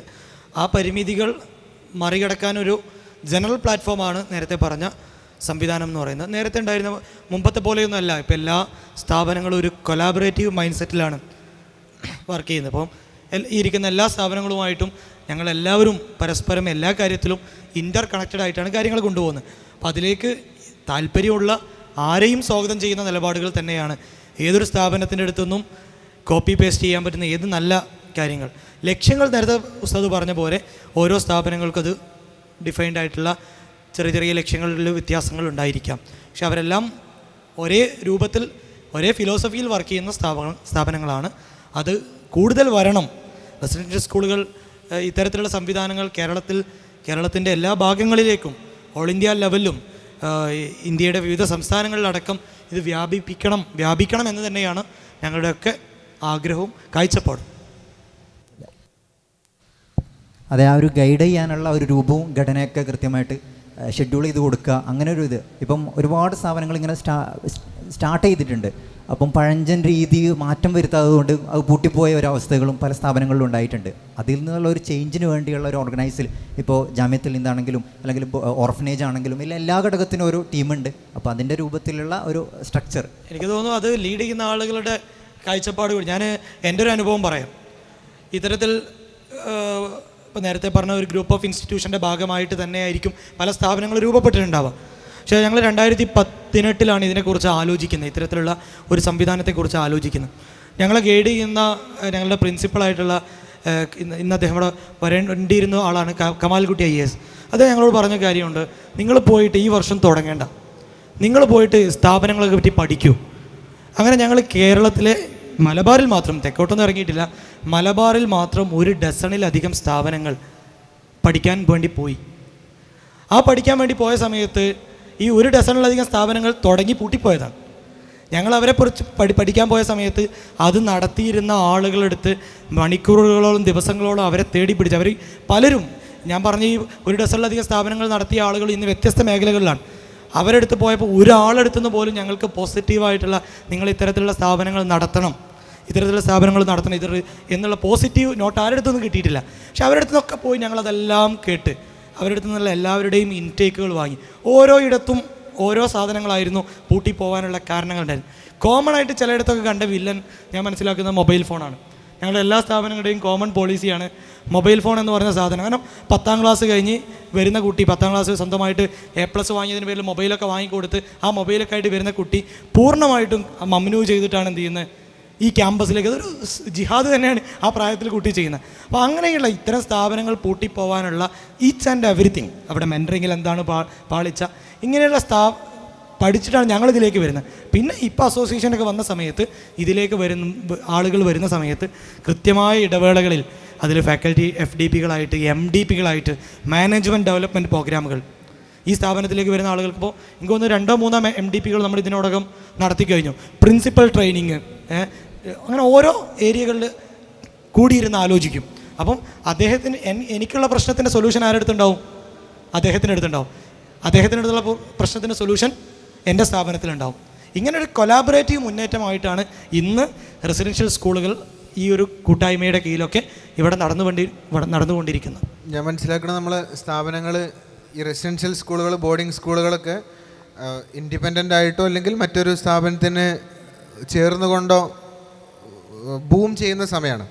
ഇപ്പം മദിനത്തുന്നൂറിന് കീഴിൽ ദിഹ്ലീസ് വന്നിട്ടുണ്ട് അല്ലേ, ഉസ്താദിൻ്റെ അതേപോലെ തന്നെ സബ്സെറ്റായിട്ടാണ് വരുന്നത്. അപ്പം ഇതിനിങ്ങനെ ഈ ഒരു വഴിയിൽ ഒരു പക്ഷേ ഇതൊരു അസോസിയേഷനൊക്കെ ആയിട്ട് വന്നുകൂടായൊന്നുമില്ല. അതൊരു ഗ്രാജുവൽ പ്രോസസ്സാണ്, ഇപ്പോൾ തുടങ്ങുന്നേ ഉള്ളൂ. അപ്പം എല്ലാ സ്കൂളുകളിലും ഇപ്പോൾ കഴിഞ്ഞ വർഷങ്ങളിലുള്ള നമ്മുടെ ഗ്രാഫ് എടുത്ത് നോക്കുന്ന സമയത്ത് തസ്നിം സാർ നേരത്തെ പറഞ്ഞതുപോലെ തന്നെ കോമ്പറ്റീറ്റേഴ്സ് അല്ല ഈ സ്കൂളുകൾ തമ്മിൽ എന്നുള്ളതാണ്, കൊളാബറേറ്റേഴ്സാണ്. അതല്ലെങ്കിൽ തമ്മിൽ അങ്ങോട്ടും ഇങ്ങോട്ടും റിസോഴ്സുകൾ വരെ കൈമാറുന്ന രൂപത്തിലുള്ള ഒരു രൂപമാണ് ഈ സ്കൂളുകൾക്കിടയിലുള്ളത്. അപ്പം ഭാവിയിൽ ആളുകൾ കൂടുന്നതിനനുസരിച്ച്, സ്കൂളുകളൊക്കെ കൂടുന്നതിനനുസരിച്ച് അങ്ങനെ ഒരു ഓർഗനൈസേഷനൊക്കെ വന്നുകൂടായില്ല എന്നുള്ളതാണ്. കാരണം എല്ലാ സ്കൂളുകളിലും കഴിഞ്ഞ വർഷം അതിൻ്റെ മുമ്പത്തെ അഡ്മിഷനൊക്കെ എടുത്ത് നോക്കിയിട്ടുണ്ടെങ്കിൽ കൂടുകയാണ്, അതല്ലാതെ കുറയല്ല. ഇതിൽ താല്പര്യപ്പെടുന്ന ആളുകളുടെ എണ്ണം, ഇങ്ങനെ ഒരു സിസ്റ്റത്തിലേക്ക് വരാൻ ആഗ്രഹിക്കുന്ന രക്ഷിതാക്കളുടെ എണ്ണമൊക്കെ കൂടിക്കൂടിയാണ് വരുന്നത്. ആ ഗ്രാഫ് മേലേക്കാണുള്ളത്. അപ്പോൾ പുതിയ സ്കൂളുകളും പുതിയ ബ്രാഞ്ചുകളൊക്കെ വരും. അപ്പോൾ കൂടുതൽ ഇതിനെക്കുറിച്ച് ആളുകൾ ആലോചിക്കും. അങ്ങനെ അസോസിയേഷൻ വരും. ഇപ്പോൾ നിങ്ങൾ പറഞ്ഞതുപോലെ തന്നെ ഓർഫനേജിൻ്റെയും അതുപോലെ തന്നെ ദാവാ കോളേജിൻ്റെയൊക്കെ അസോസിയേഷൻ വന്നതുപോലെ ഇതിൻ്റെയും അസോസിയേഷൻ വരും എന്നുള്ളതാണ് മനസ്സിലാക്കേണ്ടത്. ഇതിലൊരു കാര്യം കൂടെ സൂചിപ്പിക്കുന്നത്, ഒരു വലിയൊരു ദൈവത്തിൻ്റെ ഏരിയ ഇതിലുണ്ട് എന്നുള്ളതാണ്. ദൈവത്തിൻ്റെ സെൻസ്, പുതിയ കാലത്ത് ഈ LGBTQ ഡിസ്കഷൻസ് വരുന്നു, ജെൻഡർ പൊളിറ്റിക്സ് വരുന്നു. ഇതുമായി ബന്ധപ്പെട്ട് ക്യാമ്പസിൽ നടക്കുന്ന ഒരു ഡിസ്കഷൻ നിങ്ങൾ ആലോചിച്ച് നോക്കിയാൽ, ഇപ്പോൾ നമ്മളൊക്കെ അലുമിനൈസിനെ ഡിസ്കസ് ചെയ്യുന്ന സമയത്ത് അറിയാം, അവരൊറ്റക്കായിരിക്കും ക്യാമ്പസിൽ. എന്നിട്ട് എങ്ങനെ ഡിഫെൻഡ് ചെയ്യണം നമ്മളോട് മെസ്സേജ് അയക്കും, ഈ ടോപ്പിക്കിൽ നിങ്ങളുടെ ഒപ്പീനിയൻ എന്താണ്. അങ്ങനെ ഉള്ളൊരു കാലഘട്ടത്തിൽ, അതായത് ക്യാമ്പസുകളിലൊന്നും പോകാതെ ഇത്തരത്തിലുള്ള ക്യാമ്പസിലൊന്നും വരാത്ത കുട്ടികളെ സംബന്ധിച്ചിടത്തോളം ഒരുപാട് നോളജ്, പ്രത്യേകിച്ച് അവരുടെ LGBTQ സപ്പോർട്ടേഴ്സായിട്ടോ അല്ലെങ്കിൽ ലിബറൽ മൂവ്മെൻറ്റിൻ്റെ ഭാഗമായിട്ടുള്ള ഒരുപാട് സോഷ്യൽ മീഡിയ പ്ലാറ്റ്ഫോമുകൾ സജീവമായ ഒരു കാലത്ത് നമ്മൾ എഗെയിൻസ്റ്റ് ആയിട്ടുള്ള സോളിഡ് എവിഡൻസ് കൊടുക്കണമെന്നുണ്ടെങ്കിൽ തീർച്ചയായിട്ടും പ്രത്യേകിച്ച് ഒരു മിഡിൽ ക്ലാസിൻ്റെ മുകളിലേക്കുള്ള ഒരു കമ്മ്യൂണിറ്റിൻ്റെ കയ്യിലേക്ക് ഈ നോളജ് എത്തിച്ചു കൊടുത്താലേ നിലനിൽപ്പുണ്ടാവുള്ളൂ. അപ്പോൾ അത്തരത്തിലുള്ള ആളുകളിലേക്ക് ഈ ഒരു കണ്ടൻറ്റ് എത്തിച്ചു കൊടുക്കാൻ ഇത്തരത്തിലുള്ള ക്യാമ്പസുകൾക്ക് നന്നായി പറ്റുന്നുണ്ട് എന്നാണ് ഞാൻ വിശ്വസിക്കുന്നത്. അതൊരു വലിയ, ഈ കാലഘട്ടത്തിൽ നമ്മൾ നേരിടുന്ന ഏറ്റവും പ്രധാനപ്പെട്ട പ്രശ്നം എന്താണെന്ന് വെച്ചാൽ, ഈ ലിബറൽ ചിന്താഗതിക്കാരുടെ ഇടയിൽ നിന്ന് നല്ല ആളുകളെ വാർത്തെടുക്കുക എന്നുള്ളത് തന്നെയാണ്. അതിന് ഇത്തരത്തിലുള്ള ക്യാമ്പസുകൾ ഒരുപാട് ഉപകാരപ്പെടുന്നുണ്ട്. നമ്മുടെ സമയം ഏകദേശം ആയിട്ടുണ്ട്, ക്ലോസ് ചെയ്യാൻ തോന്നുന്നു. നേരത്തെ നിങ്ങൾ ചോദിച്ചതിൻ്റെ ഒരു ഉത്തരമായിട്ട് പറയാനുള്ളത്, ഞാൻ മനസ്സിലാക്കുന്ന ഒരു സ്ഥാപനവും അവരുടെ വിഷനോ മിഷനോ അല്ലെങ്കിൽ എങ്ങനെ അവർ എക്സിക്യൂട്ട് ചെയ്യുന്നുള്ളത് മറ്റുള്ളവർ അറിയുന്നതിൽ താല്പര്യമില്ലാത്ത ആളുകൾ ആരും ഉണ്ടാവില്ല എന്നാണ് ഞാൻ മനസ്സിലാക്കുന്നത്. എല്ലാ സ്ഥാപനങ്ങളും വളരെ കോപ്പറേറ്റീവായി സ്ഥാപനത്തിൽ എന്ത് നടക്കുന്നു എന്നുള്ളത് ഡയറക്റ്റ് വന്നാൽ കാണിച്ചു കൊടുക്കുന്ന, അതിൻ്റെ റൂട്ടുകൾ പറഞ്ഞു കൊടുക്കുന്ന, വളരെ നമ്മൾ ഒരു കമ്പനി തുടങ്ങി അതിന് വേറൊരു കമ്പനി കോമ്പറ്റേറ്റീവായിട്ട് അങ്ങനെ ഒരു മാർക്കറ്റ് രൂപമൊന്നും ഇപ്പം ഏതായാലും ഇല്ല അല്ലേ. അങ്ങനെയാണ് എല്ലാവരും പരസ്പരം സഹകരിക്കുകയും, ഞാൻ തന്നെ ഒരുപാട് തവണ എനിക്ക് എന്തെങ്കിലും കൺഫ്യൂഷൻ ഉണ്ടാകുമ്പോൾ ഖലീഫിൻ്റെ അംജദ് സാറോട് ഞാൻ സംസാരിക്കലുണ്ട്. അതേപോലെ മറ്റ് സ്ഥാപനങ്ങളിൽ എനിക്ക് പേഴ്സണലി പരിചയമുള്ള ആളുകളോട് സംസാരിക്കലുണ്ട്. ഇനിയില്ലെങ്കിൽ സ്ഥാപനങ്ങൾ കൈകാര്യം ചെയ്യുന്ന ഫാക്കൽറ്റികൾ പരസ്പരം സഹകരിക്കലുണ്ട്. അങ്ങനെ ഒരു സഹകരണക്കുറവോ അല്ലെങ്കിൽ ആരെങ്കിലും എന്തെങ്കിലും ഇവിടുന്ന് കട്ടുപോവുക അങ്ങനെ ഒരു മൈൻഡൊന്നും ആർക്കും ഇപ്പം തീരെയില്ല. അപ്പോൾ ഇതിൻ്റെ നിങ്ങൾ ചോദിച്ചതുപോലെ അതിനുള്ള സഹകരിക്കാനുള്ള മൈൻഡും അതിനുള്ള എല്ലാം അപ്രോച്ച് എല്ലാവരും ഓപ്പണാണ് എന്നാണ് ഞാൻ വിശ്വസിക്കുന്നത്. ഈ ഒരു സദസ്സിന് നമുക്ക് അവസരം ഒരുക്കി തന്ന ബുഖാരി നോളജ് ഫെസ്റ്റിൻ്റെ ടീം അംഗങ്ങൾക്ക് പ്രത്യേകം നന്ദി അറിയിക്കുകയാണ്. ഞങ്ങളെ വാക്കുകൾ വളരെ ക്ഷമയോടുകൂടി ആകാംക്ഷയോട് കേട്ട പ്രിയപ്പെട്ട നിങ്ങൾക്കും അല്ലാഹു സുബ്ഹാനഹു വ തആല എല്ലാവർക്കും ഖൈർ നൽകുമാറാകട്ടെ.